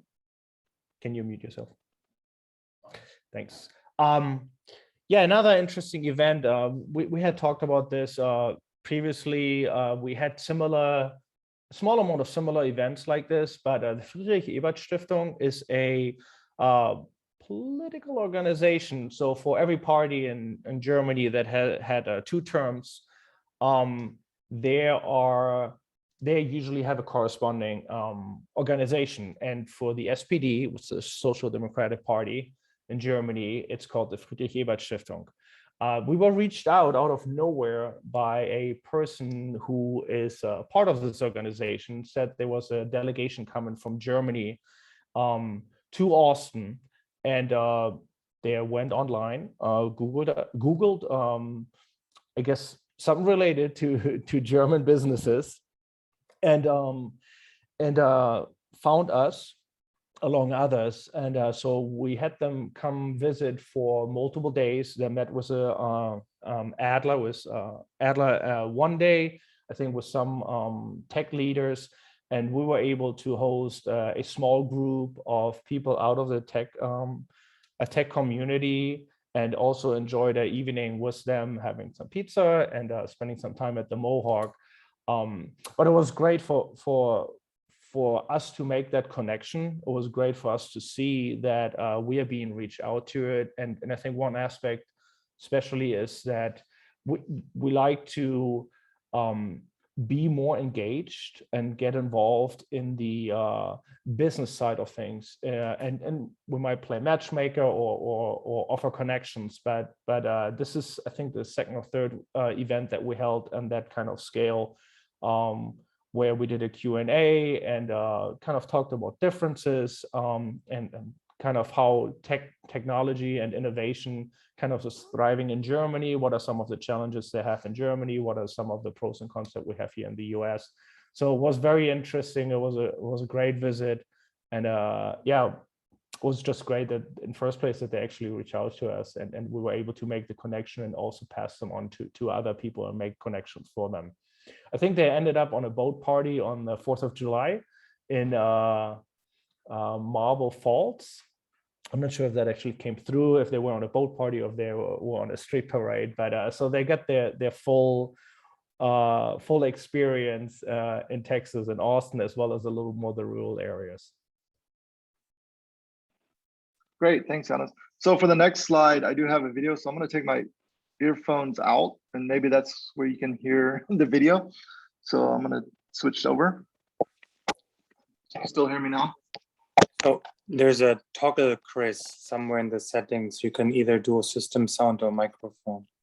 You need to manually click that before you start the video.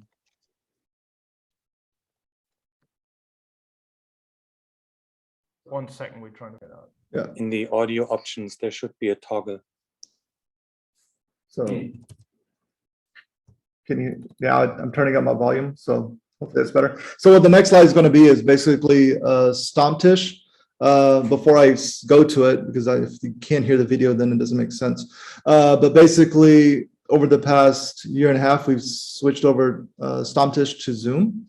That's what we're doing now. It's held every week from 12 to 1. And actually, we've gotten a very good mixture of Texans, and Germans. So I would suspect about 30 to 40% of the people on the call are German. They've been having some wonderful discussions. Sometimes they say, let's talk about the different states. So you would have different states and provinces in Germany. You would have people highlighting and doing reports on them. You actually had one of the Bürgermeister from Braunschweig actually walked around the city doing a live event and showed people at Stammtisch the city. There was connections made. So it was pretty cool just to see Germany, you know, and somebody giving the history about it. And also people, you know, are playing. And the one video I want to show is one of the participants playing a song, just to give you an idea of what Stammtisch is having. and they're actually Zooming from Germany. So, you know, the time difference. So it's kind of funny because you'd be seeing daytime here and nighttime over there through the windows and stuff. So it's kind of interesting. So let's see if the video works.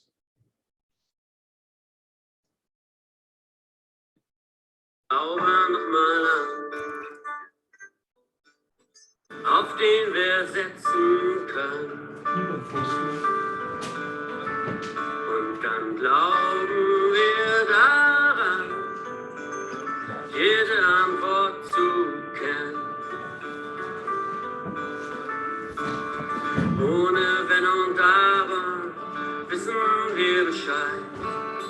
Bis zum frühen Morgen vergessen wir die Zeit, weil wir uns nicht besser es vorstellen können.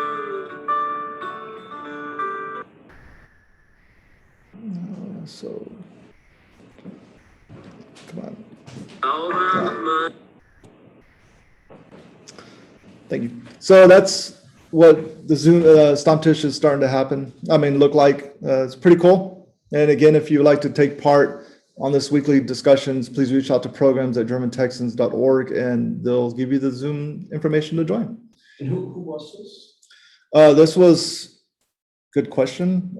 He's a musician that joins the Stammtisch. He's from Hamburg, I believe, or Bremen. But he has several different. Chris, his name is Alex Friedrichs. Yes. Yep. Alex Friedrichs. So it's pretty cool. I mean, it's pretty cool to see the different activities that are happening on Stammtisch. You never know what week is going to happen. And then as we continue, we're networking at various levels. These are all the different organizations that we are speaking to, have interaction with, support. They support us. And the list grows week by week as we get, you know, we just more and more connections that we make, the bigger they get, the more opportunities present itself. And that is it for me and the operational update. Is there any questions for us? Or just like a comment, it looks like every year there's more and more you and your team do. So that's very much appreciated. And along the lines of what Larry said, it seems like that the pandemic, which one would have thought makes things so much harder, it actually seems like there's so much more that you and your team have done over the last now almost 2 years. So it's simply amazing to see this summary of all the work GTHS does, continues to do, and all the new things you have been able to add over the since we last met a year ago. So thank you very much to you and your entire staff.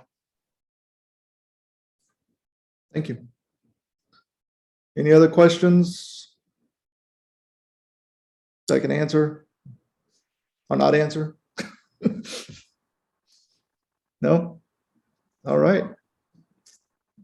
Giannis? Yeah. So Larry, thanks for pointing this out. I just want to, before we get to actually Larry, everybody good? Just want to make sure we don't get any feedback. So we do have to pass a motion for the re-election for the treasurer, Larry Deuser. But before we do that, I just wanted to give one aspect. Richard, can you mute? So, thank you. I wanted to give one quick update that wasn't captured in here since it's really just hot off the press. We're working with a small team right now on a revamp of our website. The website has been, we updated the website, I think, 4 or 5 years ago, maybe even a little bit longer. That was one of my first initiatives when I really wanted to help out here on the technology side and joined the board.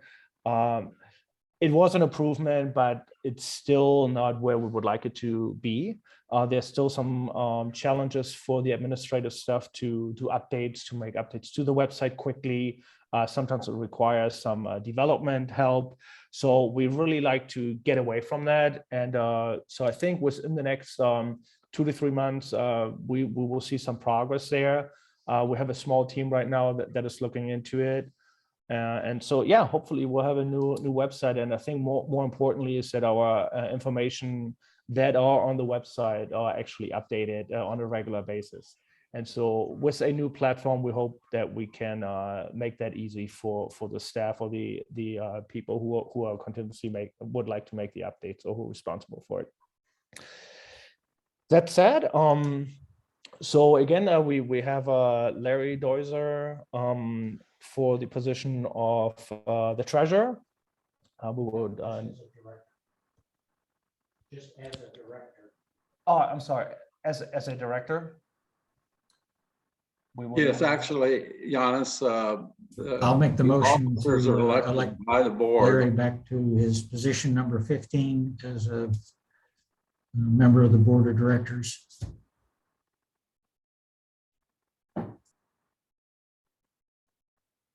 Yeah, I'm not elected or whatever at this for treasurer. That's the formation by the board later. We need a second from somebody. Yes. We I noted second. that. We do have a second. Who Yeah. was this? It was Barbara Bertold. Thank you, Barbara. All right, then everybody in favor say aye. Aye. Aye. Aye. Everybody opposed say nay. All right, motion has passed. Thank you very much.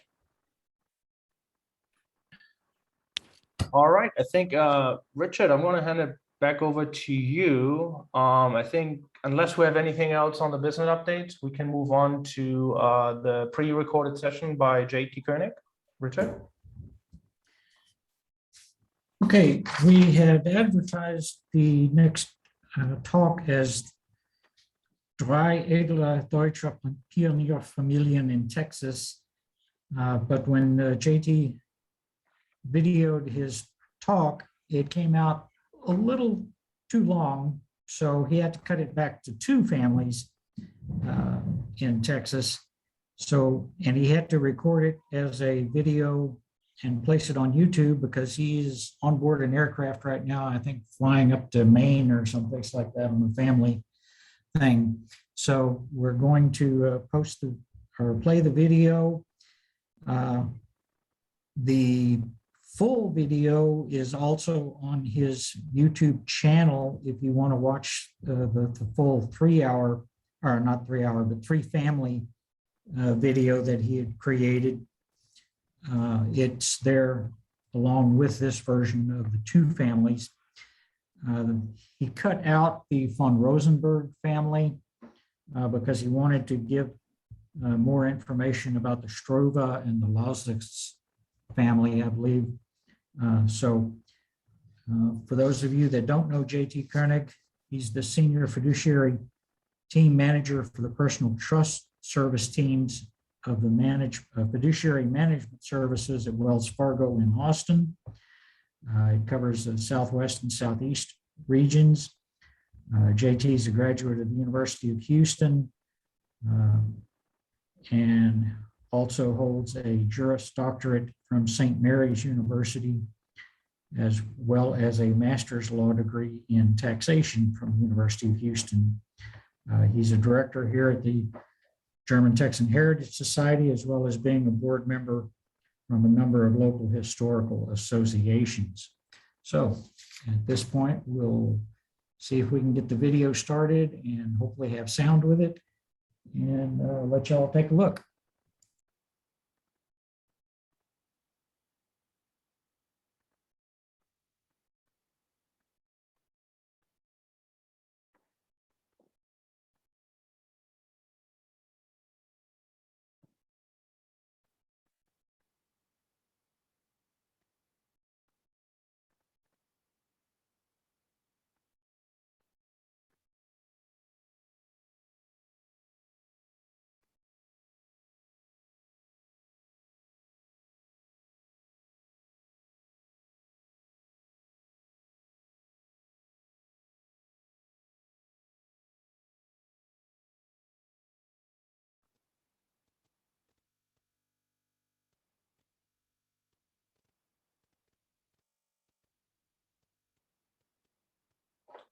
We don't hear anything if you already hear something. Yeah, Chris is working on it. He's taking his headset out. Just bear with us one bit.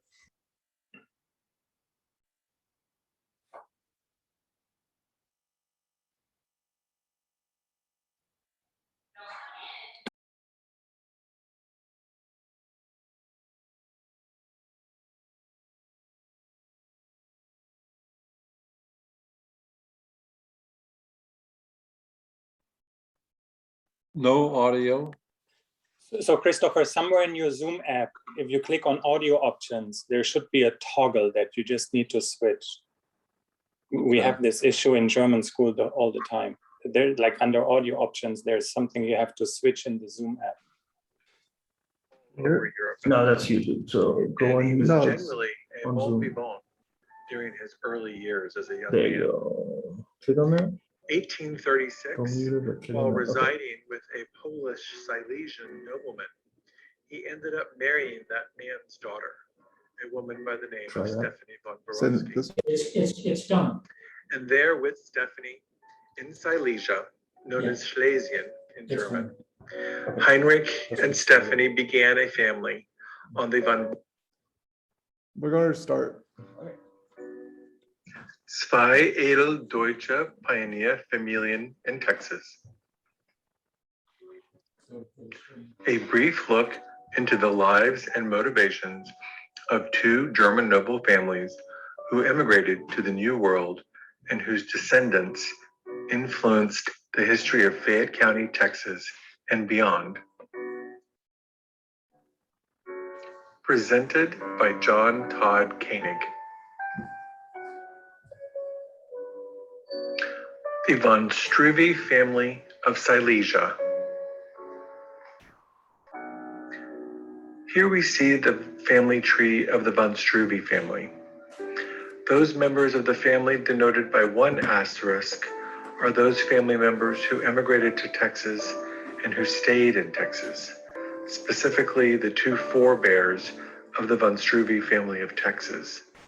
First, we have Friedrich Wilhelm Amand von Struve, known as Amand, and his younger brother, Louis Ferdinand Eugen von Struve, known as Louis. Next, denoted by two asterisks, we have those family members who emigrated to Texas and then later returned to Germany. Specifically the parents, first, Johann Ludwig Karl Heinrich von Struve, known as Heinrich, his second wife, Wilhelmina von Hochstetter von Struve, known as Minna, and their eldest child, Stephanie von Struve, who had been named in honor of Heinrich's first wife, the mother of Amand and Louis, a woman by the name of Stephanie von Borowski von Struve, who had died several years prior. Then we have those family members denoted by three asterisks, which are the family members who were born in Texas, but who later went to Germany and stayed there. Those being the remaining four children of Heinrich and Minna von Struve, their son, Conrad von Struve, and their three daughters, Fanny von Struve, Sophie von Struve, and Elizabeth, known as Amy von Struve. Of note is a last von Struve family member who came to the New World, but who did not come to Texas. Rather, he went to New York. And that was Gustav von Struve, the brother of Heinrich von Struve, whose story will be told later on.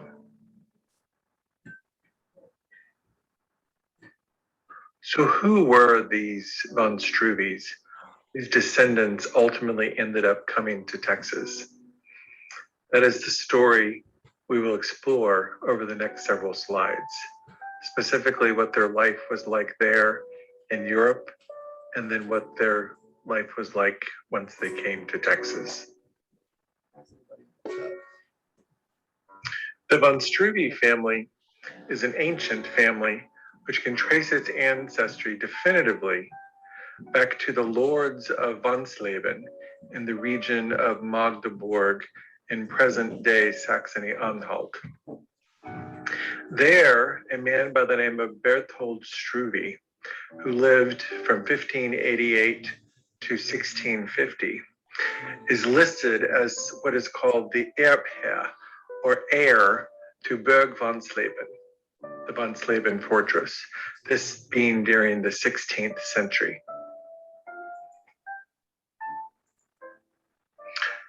There at Wansleben and afterwards, various members of the Struve family held positions of power, often associated with higher learning and influence.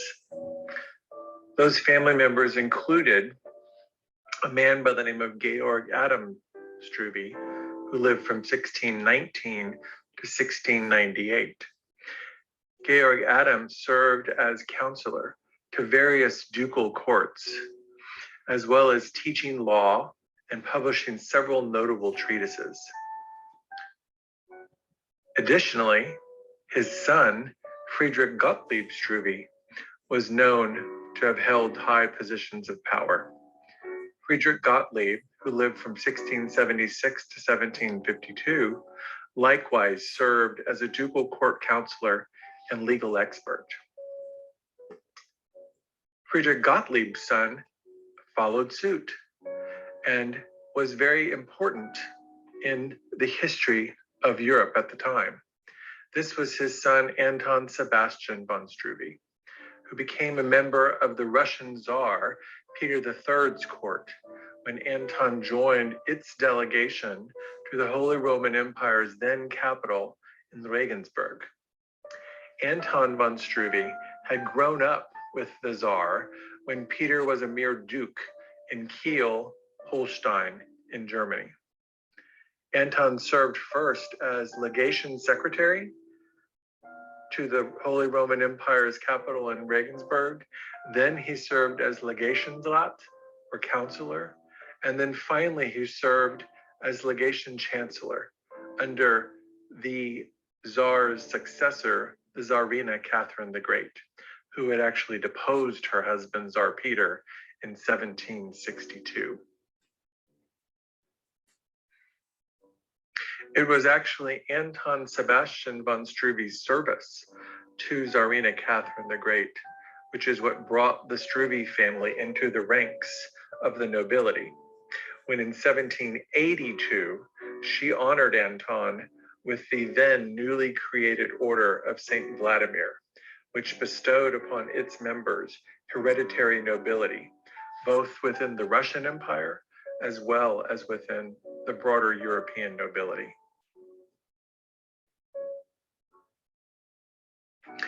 Thus it was that in 1812, Anton Sebastian von Struve's grandson, Johann Heinrich von Struve, again known as Heinrich, the patriarch of the Texas von Struve family and the 12th son of Johann Christoph von Struve and his wife Sibylla von Hochstetter von Struve, was born in Stuttgart, where his father, Johann Christoph, was serving as a diplomat. Johann Christoph was actually a signer to the Treaty of Paris in 1814 as a result of his role as a diplomat at that point in time. Heinrich was in many ways a Renaissance man. He served in the Russian military due to the fact that his father was a diplomat for the Russian court. He traveled extensively with fellow noblemen and relations all over Europe at the time. And he was generally a bon vivant during his early years as a young man. In 1836, while residing with a Polish Silesian nobleman, he ended up marrying that man's daughter, a woman by the name of Stephanie von Borowski. And there with Stephanie in Silesia, known as Schlesien in German, Heinrich and Stephanie began a family on the von Borowski estate called Fröschen, located in the Prussian-controlled area of Silesia. In approximately 1842, Heinrich purchased the Chobanen estate, which was some ways away in the eastern part of Silesia, a region controlled by the Russian Empire.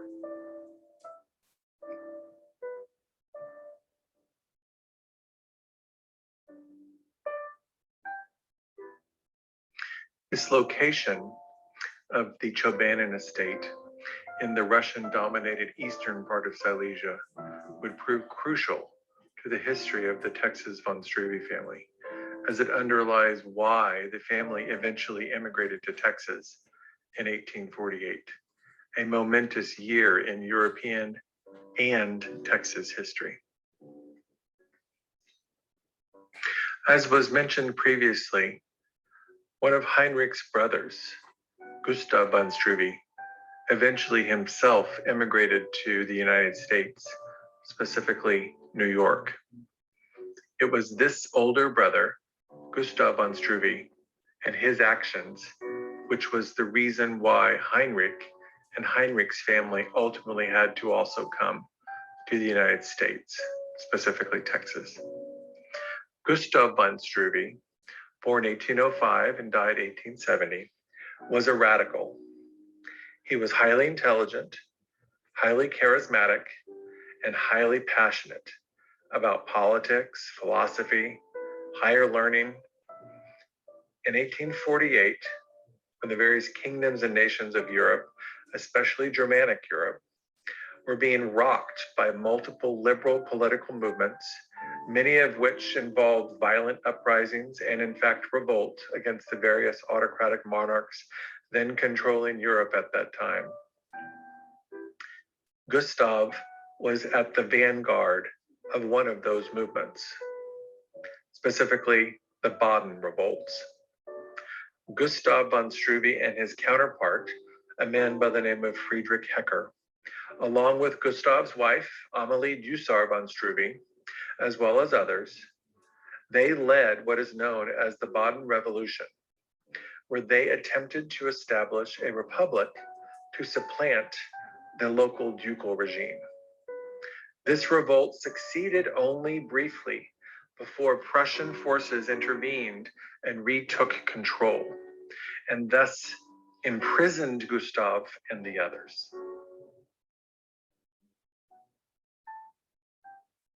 Across Europe, additional reactionary forces like those in Baden took place. The monarchical powers' reactionary forces retook control of all of the various German capitals, which had fallen during the revolts of 1848 and 1849. And the counter-revolutions began in earnest and succeeded. As a result, anyone associated with the prior revolutions or the revolutionary leaders themselves was blackballed. And Heinrich, because of his association with his brother, was ordered to be arrested by the Russian-influenced government in eastern Silesia, where his estate, Chobanen, existed.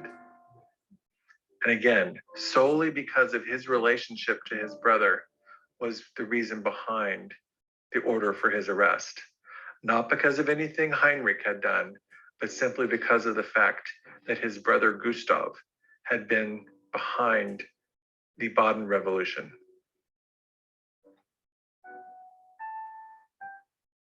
Upon learning of the order for his arrest, Heinrich abandoned his estate in eastern Silesia, and he fled with his family, which now included his new wife, Minna von Hochstetter von Struve, and the family escaped first to the von Borowski estate in Fröschen, in Prussian-controlled Western Silesia, and then ultimately out of Silesia into Berlin, where Heinrich's mother's von Hochstetter family resided. In making this escape, Heinrich lost all of his material wealth, leaving his own estate at Chobanen behind, as well as the estate of his deceased first wife, Froschen, behind.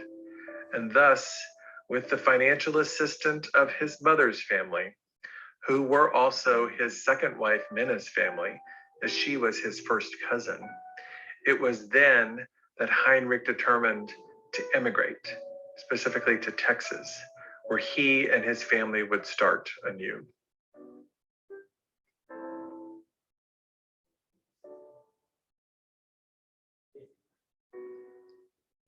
Here in this slide, we see some images of the life there in Silesia as well as Europe, which Heinrich and his family left behind. On the left is a drawing of Burg Wansleben, the ancestral seat of the von Struve family near Magdeburg, as it appeared in approximately the 16th century. And on the right, we see a drawing done, we believe, by Heinrich himself of the Heinrich von Struve estate, Chobanen, in approximately 1844 in eastern Silesia. This estate is 40 miles south of present-day Kalisz in Poland. In the center, you see two images of the von Struve coat of arms.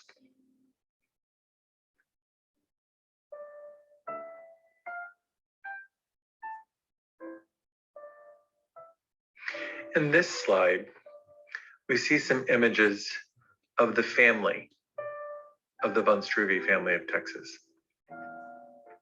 At the top, you see two portraits. On the left center is Johann Christoph von Struve, the father of Heinrich von Struve, and you will see that he is wearing a medal. This is the medal that his own father, Anton Sebastian von Struve, won or was honored with by Tsarina Catherine the Great.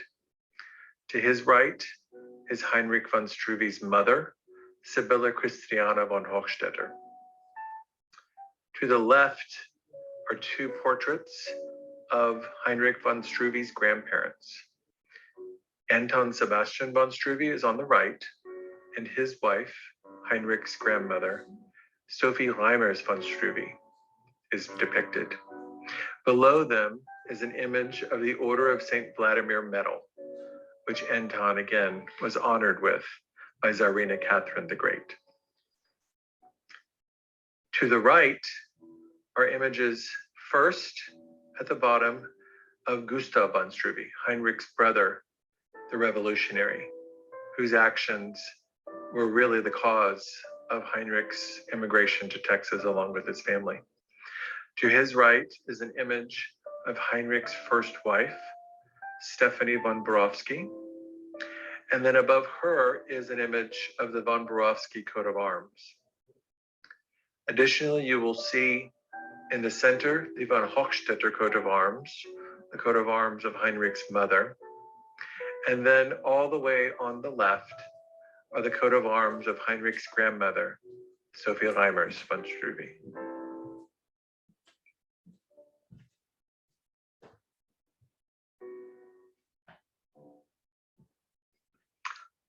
So the life of the von Struve family once they arrived in Texas was an interesting one. It is a story which is told by Heinrich himself in an autobiography which he titled Ein Lebensbild. And so it's through this autobiography that we know a great deal about his life as well as the life of his family. Heinrich and his second wife, who was also his first cousin, Minna von Hochstetter, settled into life on the sizable farm which Heinrich purchased east of Rudersville in the vicinity of what was then Beagle, which today lies underneath the waters of Lake Fayette. And they generally made a life for themselves in Texas, farming and raising livestock, as well as trading in tobacco and cigars. In addition to the two boys from Heinrich's first marriage, Amand and Louis, Minna gave Heinrich 5 more children born in Texas. Stephanie, named for Heinrich's beloved first wife, Conrad, Fanny, Sophie, and Amy.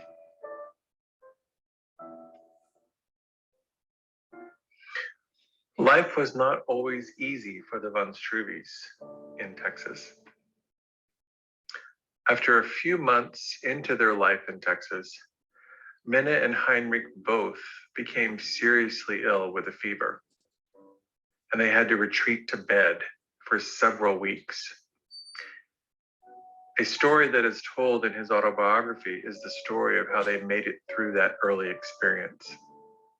Had it not been for a kind neighboring farmer's goodwill and assistance, both with Heinrich and Minna's healthcare, but also with the farming duties, which weren't put on hold as a result of the illness and still had to be done, it is very likely that Heinrich and Minna both would have died and the family would have suffered terribly. That neighbor was John Robert Baylor, the nephew of the namesake for Baylor University, R.E.B. Baylor.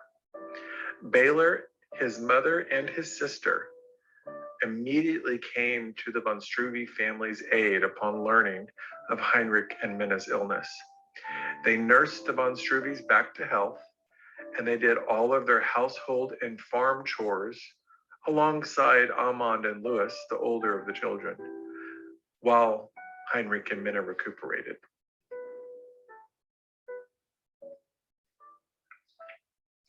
Another interesting vignette about Heinrich and his family's life in Pioneer, Texas, came about a few years after the von Struves had arrived in Fayette County.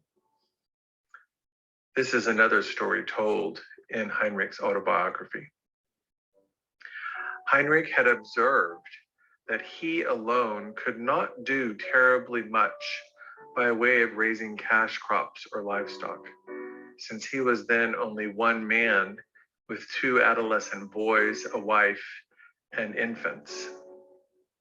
He called a meeting with the other German families who lived nearby and with whom he was friends.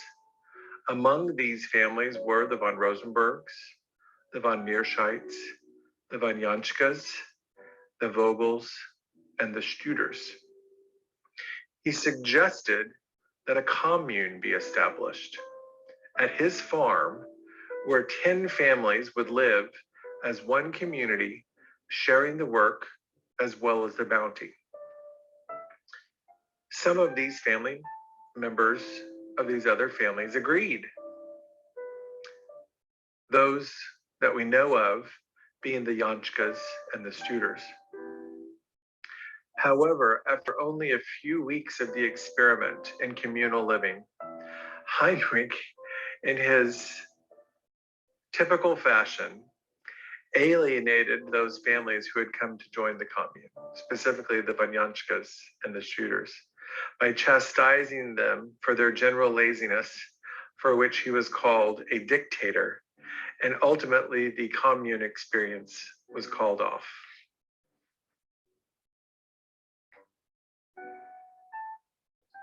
An interesting anecdote about one of those families, specifically the von Janschka family, is that shortly after the Civil War broke out, Franz Janschka, the husband of that family, determined that he was not going to fight on behalf of the Confederacy in the Civil War.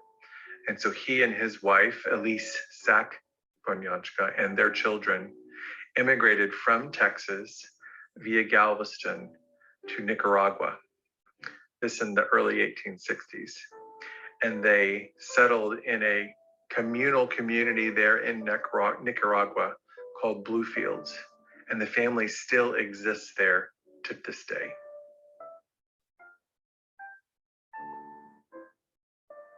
So what became of the Texas von Struves? Here we'll find out.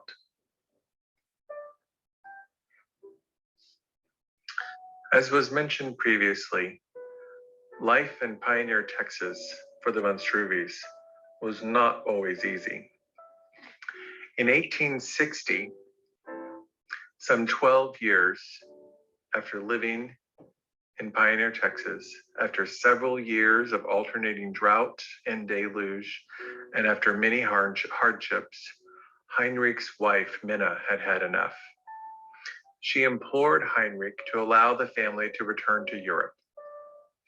Heinrich finally acquiesced in this demand and set about planning the family's return to the continent. However, by this time, also, Heinrich's brother Gustav, the former revolutionary, had been released from prison, but had been exiled to the United States, specifically to New York. Thus, in March of 1860, Heinrich put Minna and his 5 youngest children on a ship back to Germany, where they would live with the von Hochsteters in Berlin. And Heinrich would follow soon thereafter, after a visit with his brother Gustav in New York.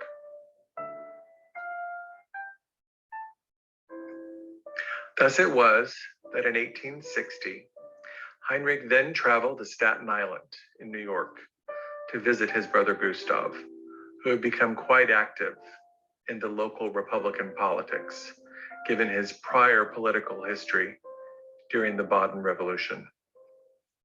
It should be noted that it is said that Abraham Lincoln owes Gustav von Struve a great debt, because without Gustav's fervent support and encouragement of the local German population there in New York, it is very likely that Lincoln would not have carried the state of New York in the election of 1860, and thus would not have won the presidency.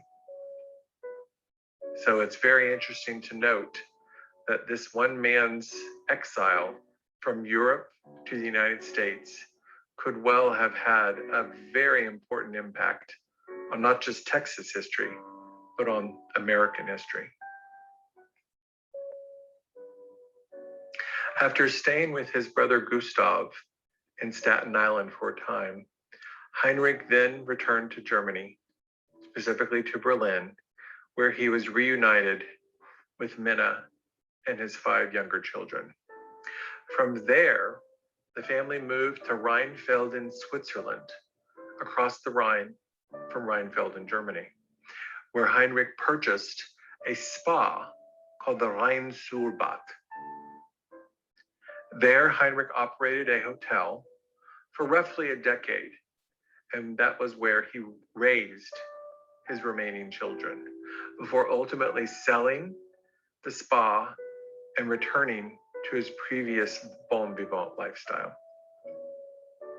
Upon retirement, Heinrich traveled the world, including going to Scotland, where his daughter lived, back to Texas to visit his sons, Armand and Louis, as well as to Brazil, where his daughter Stephanie lived.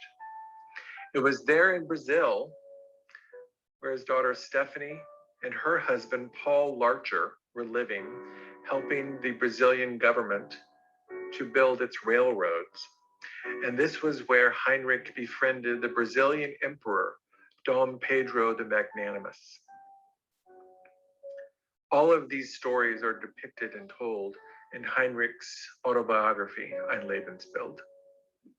He ultimately ended up retiring in Rothenburg in der Odenwald, which is where Heinrich passed away in 1898 at the age of 85.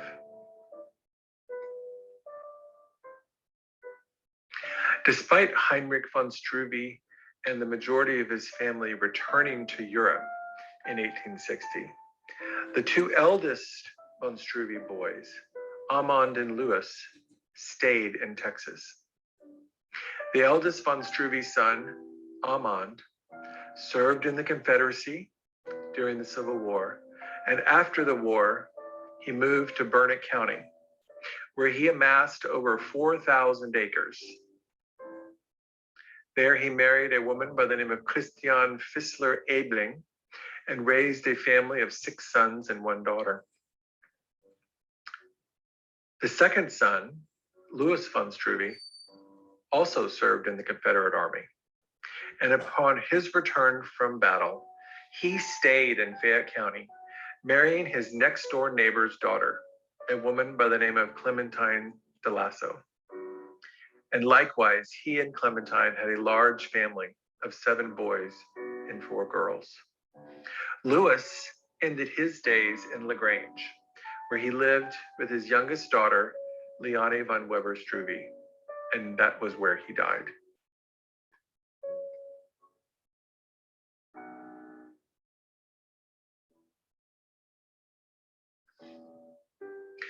Here we see some photographs of the von Struve family. To the left are photographs of the young Heinrich von Struve and his second wife, Minna von Hochstetter von Struve. Those are at the top. And then below those drawings are photographs of Heinrich von Struve in his older years, as well as Minna von Hochstetter von Struve in the center. To the right are Heinrich von Struve and his family in Rothenburg an der Oder, approximately in the year 1880, with Minna and Heinrich seated in the center, and their children, the ones who returned to Europe with them, surrounding them.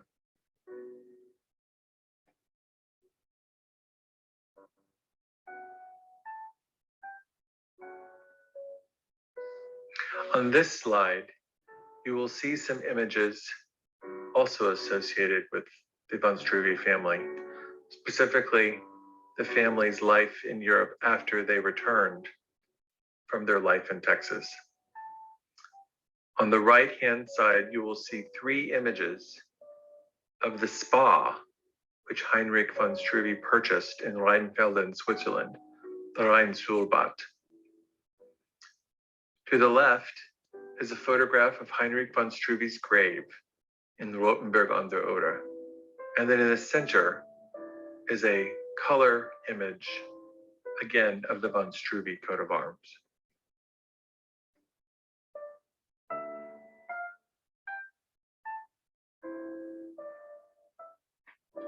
This last slide of photographs of the von Struve family are images of the von Struve family which stayed behind in Texas, specifically those families of Amand von Struve and Louis von Struve.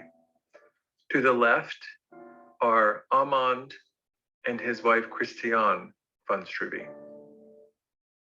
In the center are 3 images of Amand von Struve's home, specifically his ranch home, called the Double Horn Ranch, which is near the community of Shovel Mount in Burnett County, Texas. And to the right are 2 images. First, Louis von Struve and his daughter, Monica von Struve von Rosenberg.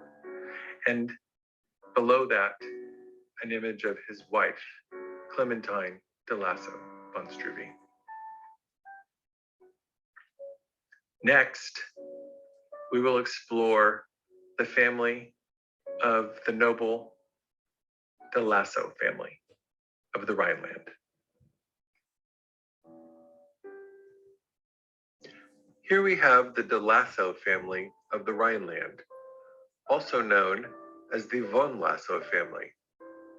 This will be the last of the 3 German noble families which we explore today. Denoted by 1 asterisk are those members of the de Lasso family who emigrated to Texas together in 1848. These include the parents, Otto Philipp de Lasso, his wife, Margareta Fassbinder de Lasso, and his daughters, the eldest being Leonie de Lasso, the second eldest being Elizabeth de Lasso, known as Elise, the third eldest being Anna de Lasso, the fourth being Marie or Mary de Lasso, the fifth being Anna Barbara de Lasso, known as Agnes, and the sixth being Clementine de Lasso.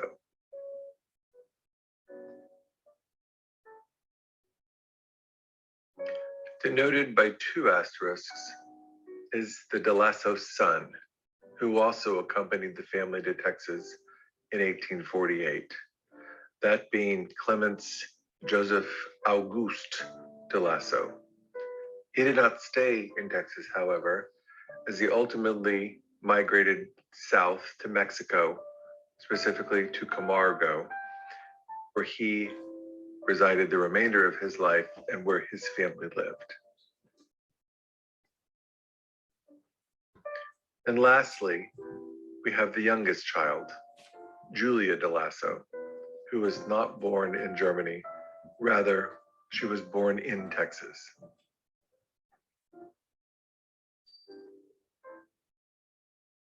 So what was life like for the de Lasso family in the Rhineland? That is the story we will tell next. The de Lasso family, also known in German as von Lasso, originated from an ancient noble Lorraine's family from the region of Alsace-Lorraine, specifically the Alsace-Lorraine town of Drei in present-day northeastern France, near the junction of the borders of Luxembourg, Germany, and France.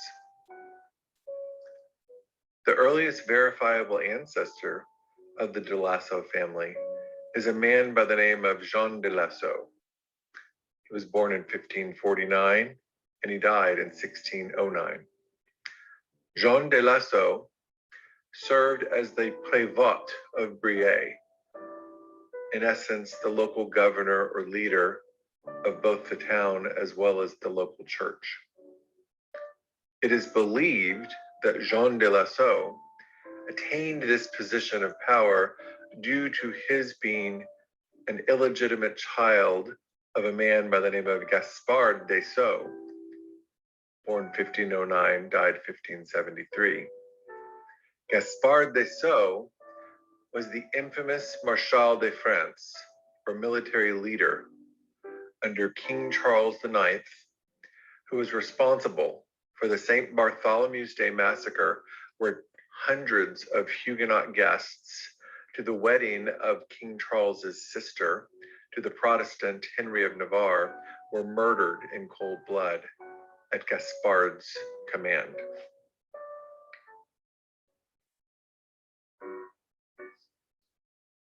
The de Lasso family, or as it was known very early on, the de Lasso family, was enrolled into the annals of Lorraine's hereditary nobility on June 29th, 1611, by the then Duke Henri the Good of Lorraine. This was for services rendered to Duke Henri by Jean de Lasso's son, Louis de Lasso, who lived from 1575 until 1632.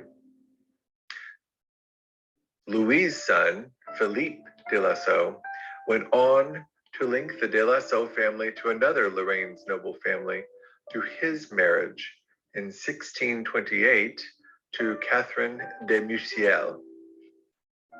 And the de Lasso family, as its name eventually evolved into, took possession of the ancestral de Musiel castle, known as Schloss Berg, which is located in Nennig, an ancient Roman village located on the Moselle River at the combined borders of, again, present-day Germany, France, and Luxembourg.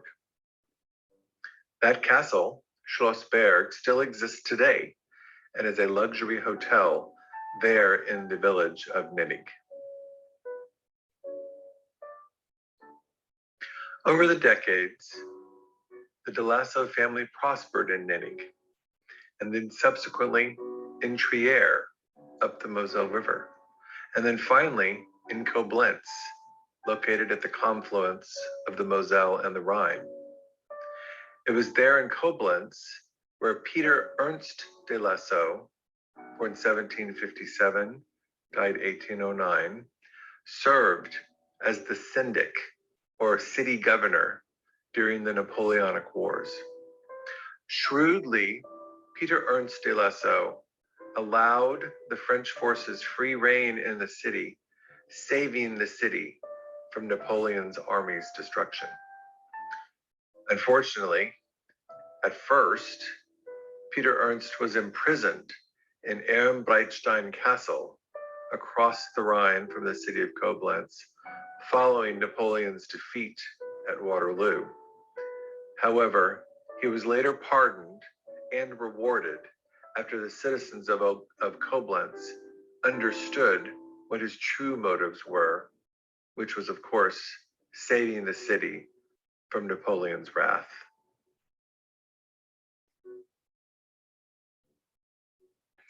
There in Koblenz, Peter Ernst de Lasso's son, known as Johann Claudius de Lasso, who was born 1781 and who died in 1848, also rose to prominence, this time as an architect and a builder. Johann Claudius served as the royal Baumeister, chief building master, to Prince Clemens Wenceslaus, the Archbishop and Elector of Trier, who also controlled Koblenz and had his elector's palace there along the Rhine. Johann Claudius designed and built numerous government buildings and churches in and around Koblenz and the greater Rhineland, including a home of his own design and construction that was across the street from the elector's palace.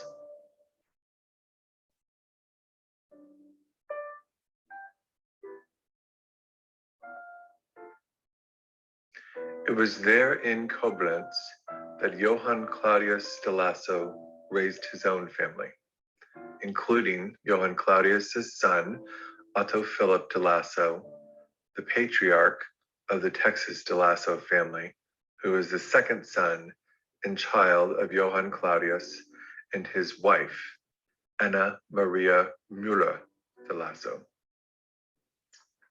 Otto wanted to follow in his father's footsteps. In fact, all he wanted to do was to measure up to both his father as well as his older brother, Peter Ernst de Lasso, who had been named after his grandfather, the man previously imprisoned in Ehrenbreitstein Castle, but later released and lauded as the savior of Koblenz. Peter Ernst de Lasso, Otto's older brother, was hyper intelligent and very charismatic, and he made a name for himself across Europe as both a philosopher and a theologian. Otto, however, simply wanted to be a builder, like his father, Johann Claudius. The problem was, however, that Otto was not as studious as either his father or his more famous brother, and he did not have the patience, and it seems the aptitude for study or learning. He did at first study architecture at the Kunstakademie in Düsseldorf. However, he never finished and left before completing his studies. This would prove fateful for Otto and his family.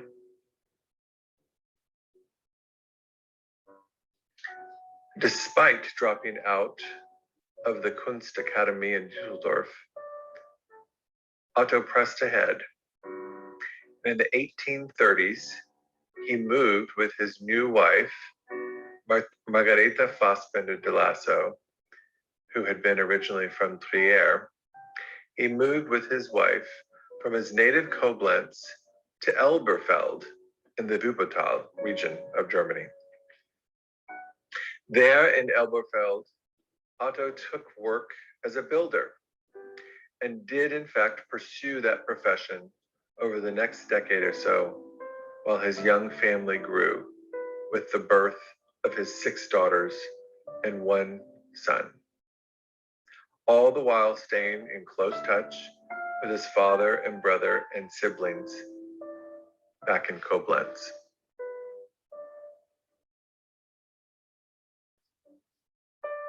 Whenever Otto and his family visited their de Lasso relations in Koblenz, they were entertained by visits with many contemporary notables, including the local philosopher and theologian, Joseph von Goethe, who was married to the daughter of Johann Claudius's brother, Adam de Lasso, as well as by the famous Felix Mendelssohn family, whose children, it is said in our family literature, played with Otto's children when they visited with their grandfather there in Koblenz. Mendelssohn himself was related to the de Lasso family via another of Johann Claudius's siblings.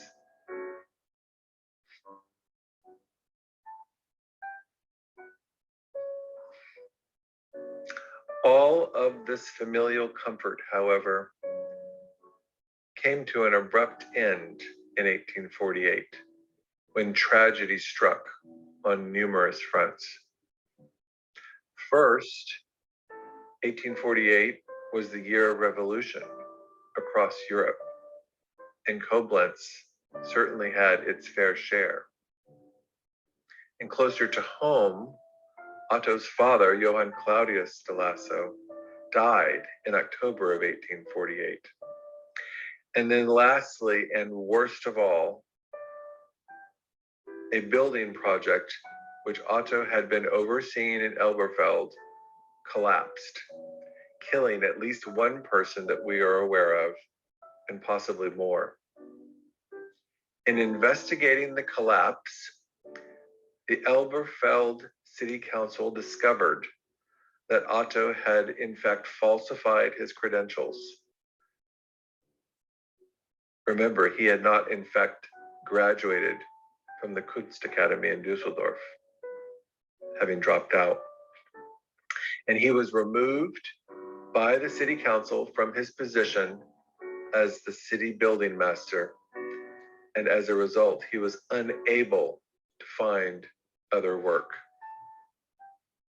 Thus, in 1848, facing no prospects for employment in his homeland, and having just lost his father and inherited a portion of his father's estate, Otto decided to emigrate. He left the next year in 1849, leaving his family there in Koblenz, and then returning in 1852 to bring them to their new home in Texas, where he had set up house.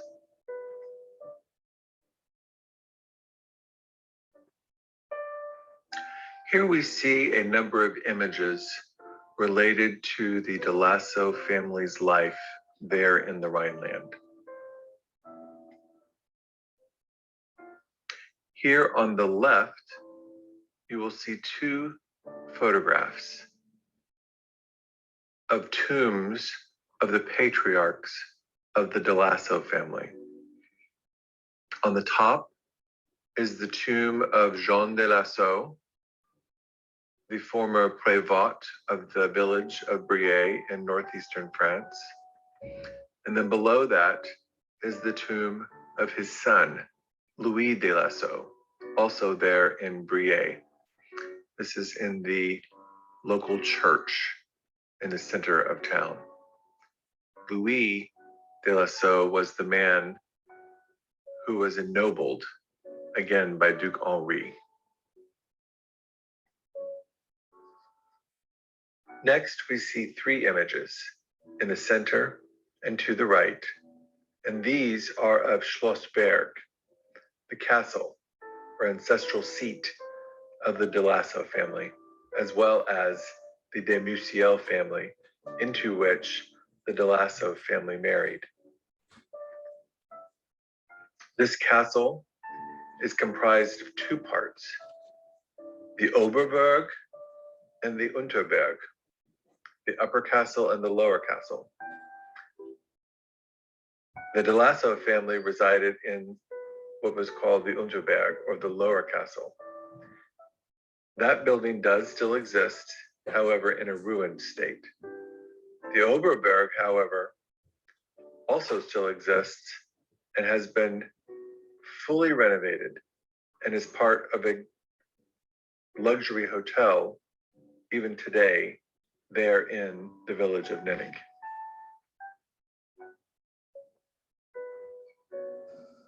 And lastly, below the images of Schlossberg are images of the family coats of arms of the de Musiel and the de Lasso family, again, also known as von Lasso, there in Germany.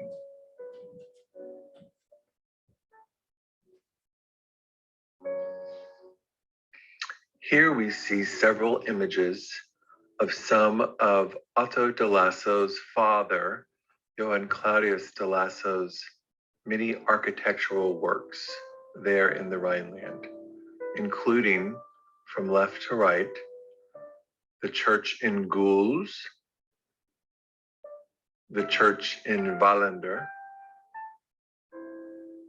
das Gottenhaus in Bonn, and then the Königstuhl by Wends. Also depicted here in the inset, the round inset, is a bas-relief of Johann Claudius himself, the famous Rhinish architect.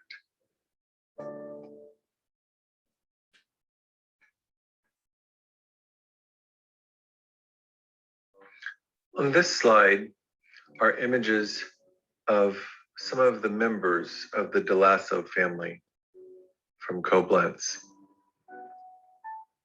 In the upper left, we have a drawing or pastel of Peter Ernst de Lasso, the former syndic of the city of Koblenz, and again, the man who saved the city from Napoleon's army's destruction. Next to him is his son, the famous architect, Johann Claudius de Lasso.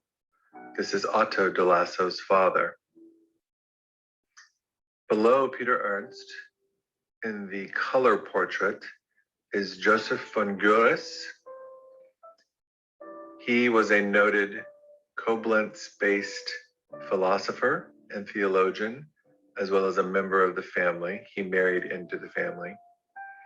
And then below the portrait of Johann Claudius is an image of his tomb, as well as that of his wife's tomb, Anna Maria Müller, both of whom are interred in the church in Weisenturm, a village just north of Koblenz on the Rhine, a church which Johann Claudius himself designed.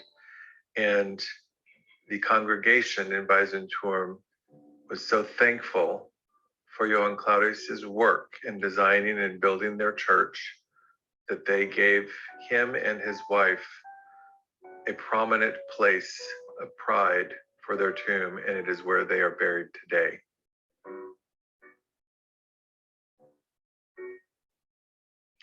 In the center of this slide, we see an image of the de Lasso home there in Koblenz.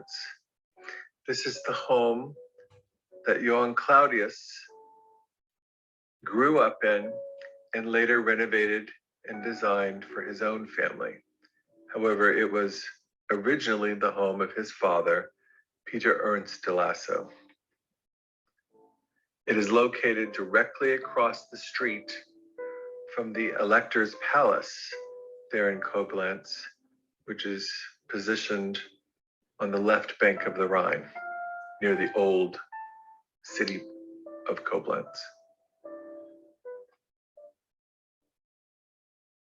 On the right side of this slide are images of some of Otto de Lasso's siblings, the other children of Johann Claudius de Lasso and Anna Maria Müller. In the round inset at the top is Otto's sister, Amalie de Lasso, who is a famous nun and leader of a hospital, the St. Johannes Hospital in Bonn. Next to her is her sister, Clementine de Lasso, who led a convent. And then below them are two images of Otto de Lasso's older brother, the famous philosopher and theologian, Peter Ernst de Lasso, who again had been named for his grandfather, the former syndic of the city of Koblenz.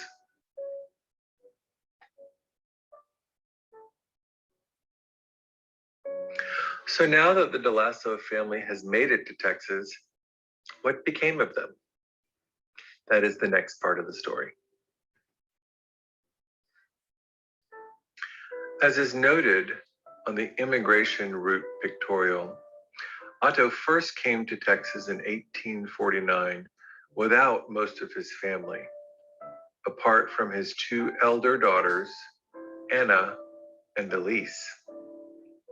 It is assumed that he was scouting out Texas to determine if it was indeed suitable for his family. And of course, evidently was, as he acquired land in the vicinity of Halstead in Fayette County, Texas, before he returned to Germany. He returned to Koblenz in 1852 to collect his wife and remaining children and to take them back to Texas that same year. It is then, we believe, that he purchased the 152 acres near present-day Halstead in Fayette County, which comprised the DeLasso homestead in Texas. Otto and Margareta, upon arriving in Texas, kept a pretty low profile. They set about simply farming and raising livestock to support their family, which was expanded in 1852 with their last and youngest child, a daughter named Julia. In Texas, they attended Catholic services in Frelsburg, supported their children's education, and lived out their days on their small farm until their ultimate deaths in the 1890s. Otto and Margareta are buried in the Catholic cemetery in Fayetteville.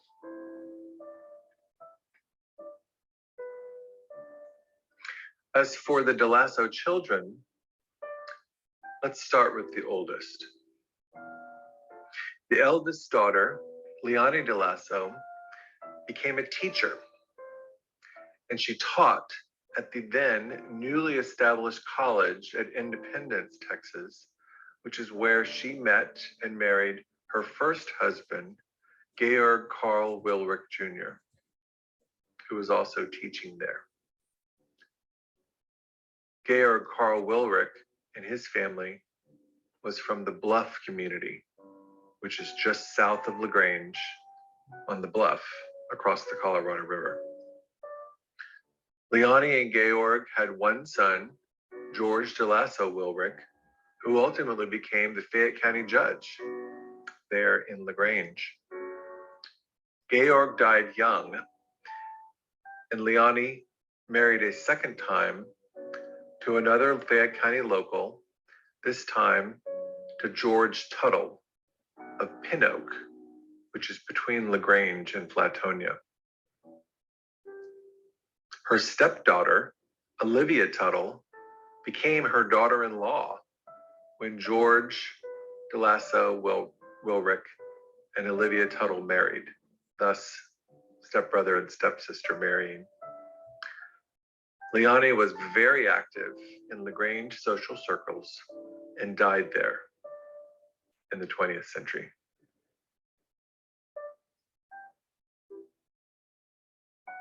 Much of the history of the DeLasso family from early European history is known to us as a result of Leonie DeLasso's daughter-in-law, Olivia Tuttle Wilrich. This is because of the fact that Olivia and George traveled to Germany in the earliest 20th century to visit with DeLasso and de Musiel cousins there in Koblenz, as well as Trier, as well as in Koenig. And she told stories of this trip in letters that she returned to Texas and which were printed in the Fayette County Record over a 2 to 3 week time frame. The second daughter, Elise, and the eldest child of Otto and Anna, who accompanied Otto on the first voyage, met a young man on the trip to Texas, a man by the name of Heinrich Gispers. It was this man whom she married in 1850. They had numerous children and lived in the Frelsburg community of Colorado County. When Heinrich Gispers died unexpectedly, she married again, this time to Gerhard Fehrenkamp, also of Frelsberg, and had one more child, Otto Fehrenkamp. Elise de Lasso Gispers Fehrenkamp spent her later years with her daughter Annie in Moulton, Texas, which is where she died, and Elise is buried there in Moulton today.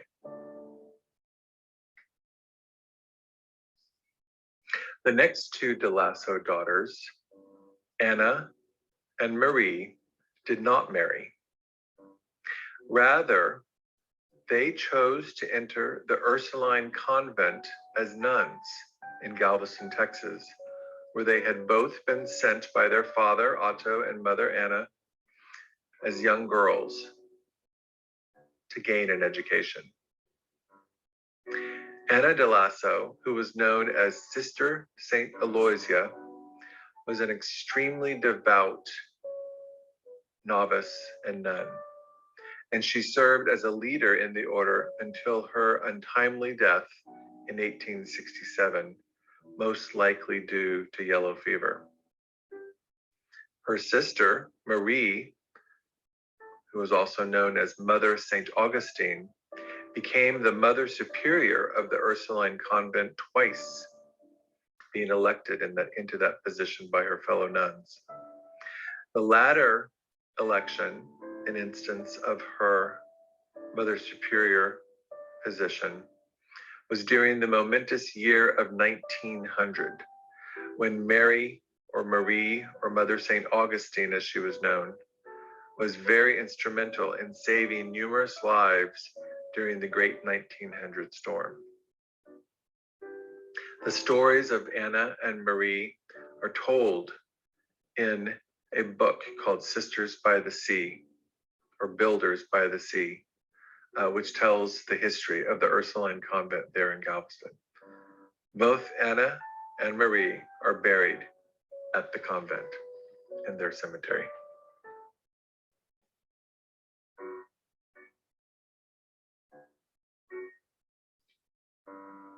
At this point in the story, it should be noted that the path chosen by the de Lasso sisters, Anna and Marie, to become nuns there at the Ursuline convent in Galveston was something of a controversial choice for the de Lasso family. This, given the history of Otto's sisters' experience who followed that same path. Otto's sisters, Anna and Clementine, had both become nuns and eventually Mother Superior of their own respective convents in the nation of Luxembourg. However, Otto's youngest sister, Amelie, who had become Mother Superior of the Bonn Catholic Hospital, known as St. Johannes Hospital, while serving in that role, had a far less positive experience while serving at St. Johannes's. While serving in the role of Mother Superior of the Bonn Catholic Hospital, Amelie took exception to something that the then Pope had decreed. In that time frame, during the First Vatican Council of 1868, Pope Pius IX's doctrine of papal infallibility had been espoused and communicated to the Catholic faithful. Amelie took exception to this doctrine of papal infallibility, stating that only God himself and Jesus Christ were infallible, not the Pope.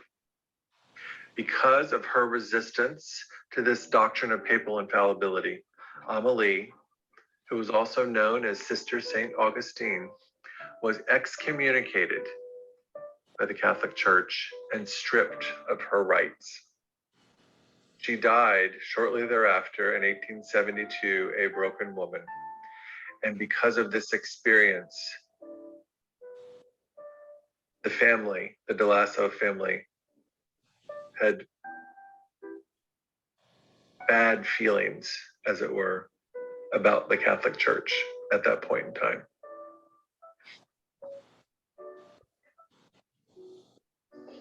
However, despite all of that experience, the two young De Lasso sisters, Anna Marie, still pressed forward with their choice to become members of the Ursuline convent, and as previously noted, spent the rest of their lives serving the Catholic faithful of the city of Galveston in their role with that convent.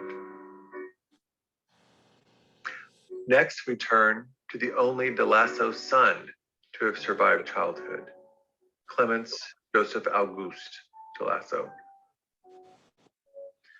Clemens was a very passionate young man who, it is said, at one time was so opposed to his two sisters, Anna and Marie, joining the convent, most likely due to some of the experiences his aunt had experienced back in Germany, that he went to Galveston and forcibly tried to remove his sisters.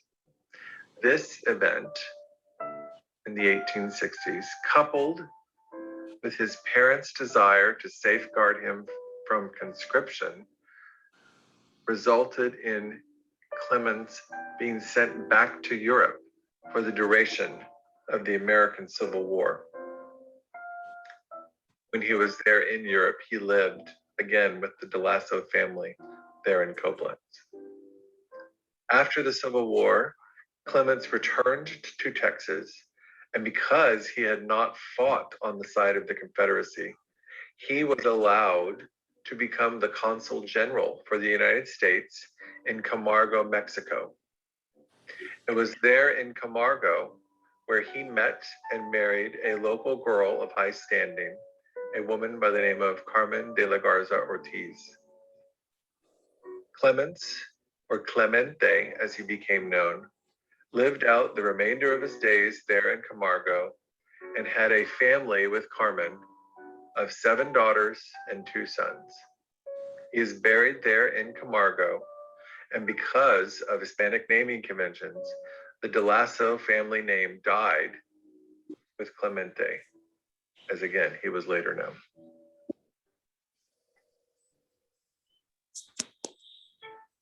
The next De Lasso daughter was Clementine De Lasso, who was named for her aunt, Clementine, who was the Mother Superior at the Luxembourg convent. Clementine was the caretaker of the family, and it was she who nursed her elderly parents in their old age. Clementine married the neighbor's son, Louis Eugen Ferdinand von Struve, who we've discussed before, and it was Louis and Clementine who inherited the De Lasso homestead there in Halstead upon Otto's death, and it was there that they raised their own large family of 7 boys and 4 girls. Clementine died there in Halstead in 1905, and she and her husband, Louis von Struve, are buried next to Clementine's parents, Otto and Margareta De Lasso, in the Fayetteville Catholic Cemetery.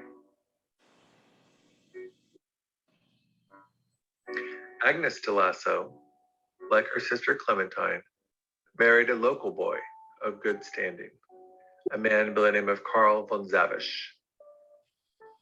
It is believed that both Agnes and her sister Clementine met their fiancés and future husbands, Louis von Struve and Karl von Zavish, while attending meetings of the famous Prairie Blume Society, hosted by the poet Johannes Nathaniel Wamberg at the home of their older sister Leonie's father-in-law, Georg Karl Wilrich Sr., who lived there in Bluff at a home known as Mount Eliza.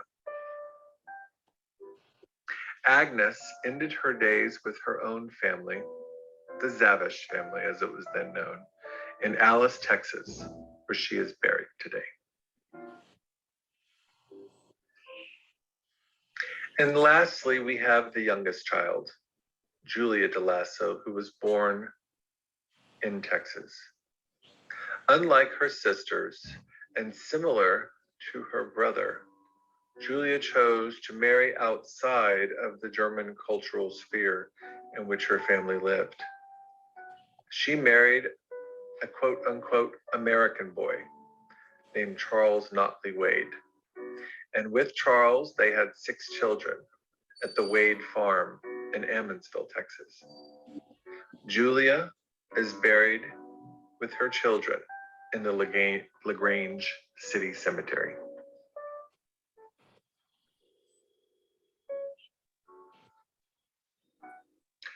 Here on this slide, we see some photographs and images of the DeLasso family's life in Texas. In the upper left-hand corner, in the round inset, are photographs of Leonie DeLasso's family. First, we have her husband, her first husband, Georg Carl Wilwick Jr. Then we have a photograph of Leonie DeLasso Wilwick Tuttle herself. And then below them is their son, George DeLasso Wilwick, who later became the Fayette County judge. He served in the Spanish-American War, and there are some wonderful photographs of his service in that conflict at the Dolph Briscoe Museum in Austin. In the center, you see 3 photographs of the Wilwick home where Leonie and her son George lived after her first husband's death in Independence, Texas. This home, known as Mount Eliza, still exists today atop the bluff overlooking LaGrange on the south bank of the Colorado River. It was in this home that it is believed that the Prairie Bluma Society met, at least on occasion.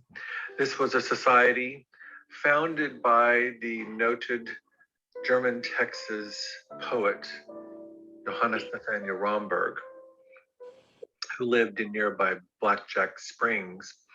And this organization was an organization where young, educated German adolescents and young adults met to recite poetry, to discuss literature, and generally to interact with each other.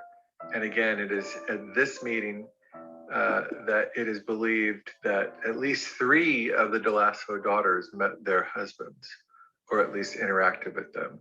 That being Leonie and her husband, Georg Carl Wilwick Jr., as well as Agnes DeLasso and her husband, Carl von Zavish. The von Zavish family lived in nearby Cedar, Texas. And then finally, Clementine DeLasso, who met her future husband and next door neighbor, Louis von Struby. To the right are 2 photographs. Up top is George Tuttle, Leonie DeLasso's second husband, who is from the Pin Oak community. And then below his photograph is a photograph of the George Washington Tuttle home there in Pin Oak.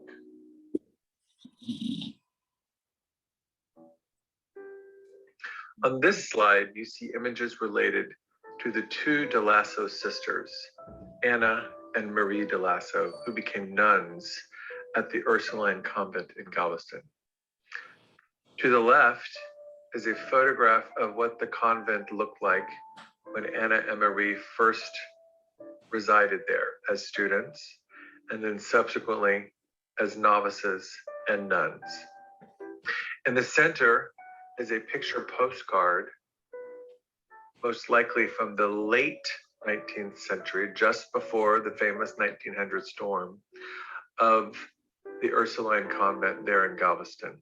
You can see the beautiful ornate architecture of the convent, which was designed and built by Nicholas Clayton, the architect who built Bishop's Palace. Below that is a photograph taken from the early 1900s of the Ursuline Convent's graveyard, which is where Marie and Anna are buried to this day. Next, you see a photograph of Marie herself, taken around the time of her late years there at the convent. She had served twice as Mother Superior and was known as Mother St. Augustine. It's believed that she took that name as a novice as homage to her aunt, Amélie de Lasso, known as Sister St. Augustine, who sadly was excommunicated and died disgraced after she, Sister St. Augustine in Germany, had resisted Pope Pius IX's doctrine of papal infallibility. Next, to the right, you see photographs of the two grave markers for the two de Lasso sisters. You will see that the de Lasso name is misspelled on Anna's, Sister St. Aloysius marker.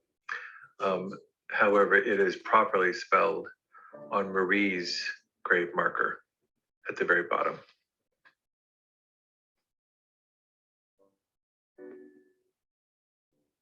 On this slide, we see photographs related to 3 of the de Lasso children, specifically Clemens or Clemente de Lasso, Julia de Lasso, and Agnes de Lasso.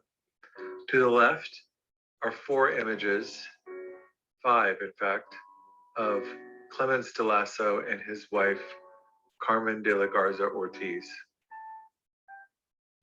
The photograph in the upper left-hand corner is of a young Clemens de Lasso, taken around the time of his departure for Germany during the Civil War years. The photo next to that is of a much older Clemente de Lasso there in Camargo.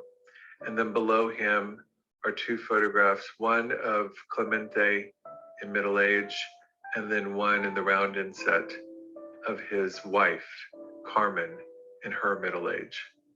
The photograph to the right of those 4 is of Carmen de la Garza Ortiz, most likely around the time of her marriage to Clemens, or Clemente, as he was known. At the bottom is a photograph of Julia de Lasso Wade's grave marker, as well as her husband, Charles Notley Wade, that exists in the quote-unquote new LaGrange City Cemetery. And then to the right of that are 2 more sisters. First, Agnes de Lasso von Zavish and her husband, Karl Heribert von Zavish. And then below that, Elise de Lasso Gispers Fahrenkamp, who accompanied her father, Otto, on his first voyage to Texas, and then ultimately met and married a young man who was on that trip, Heinrich Gispers. And then when he passed away, another man from Frelsberg, Gerhard Fahrenkamp.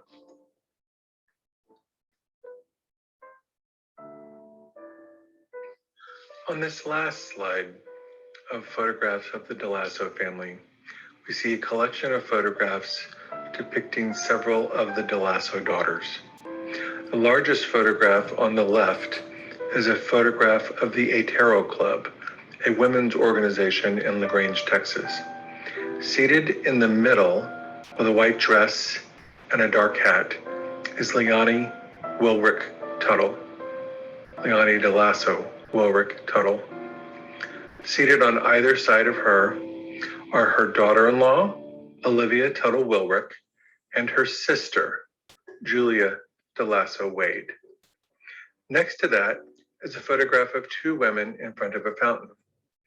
This is the de Lasso daughter, Clementine de Lasso von Struve, along with her daughter, Elise von Struve Alcorn. At the time this photograph was made, Elise was living with her husband, Mr. Alcorn, in Laredo, Texas.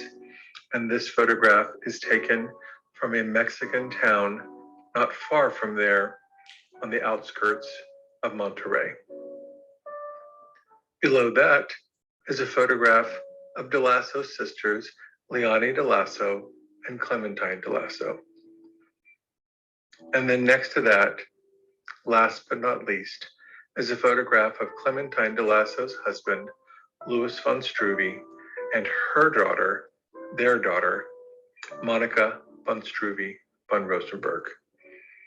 Monica von Struve von Rosenberg is the narrator Jon Todd Koenig's great-grandmother, and it is through her that she is related to the DeLassos, the von Struves, and the von Rosenbergs. I hope you've enjoyed this presentation,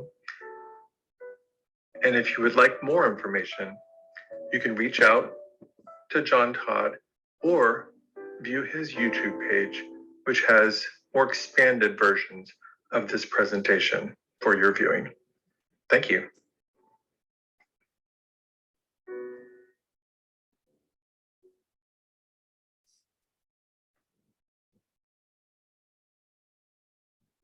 Yeah. All right.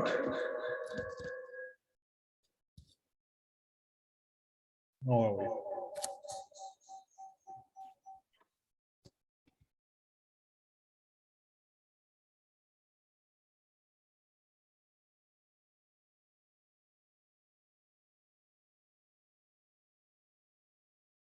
How's this?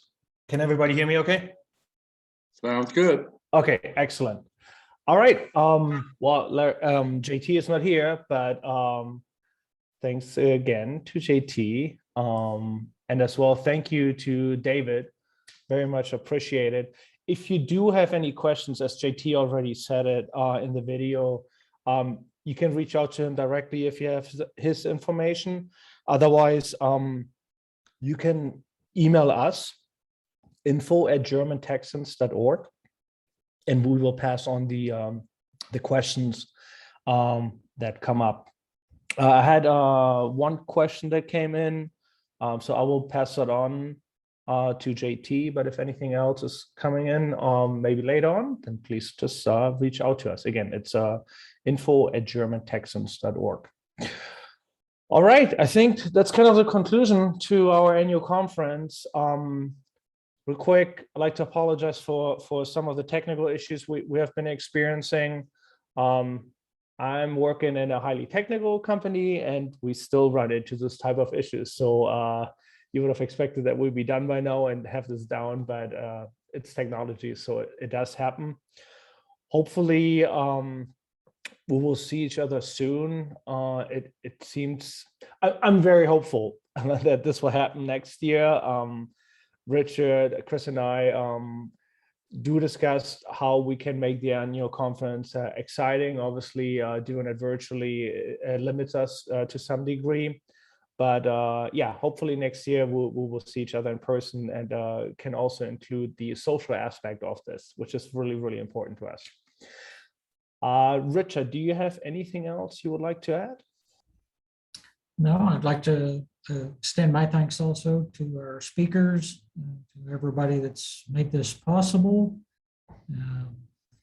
Welcome back on the board to the recently elected directors.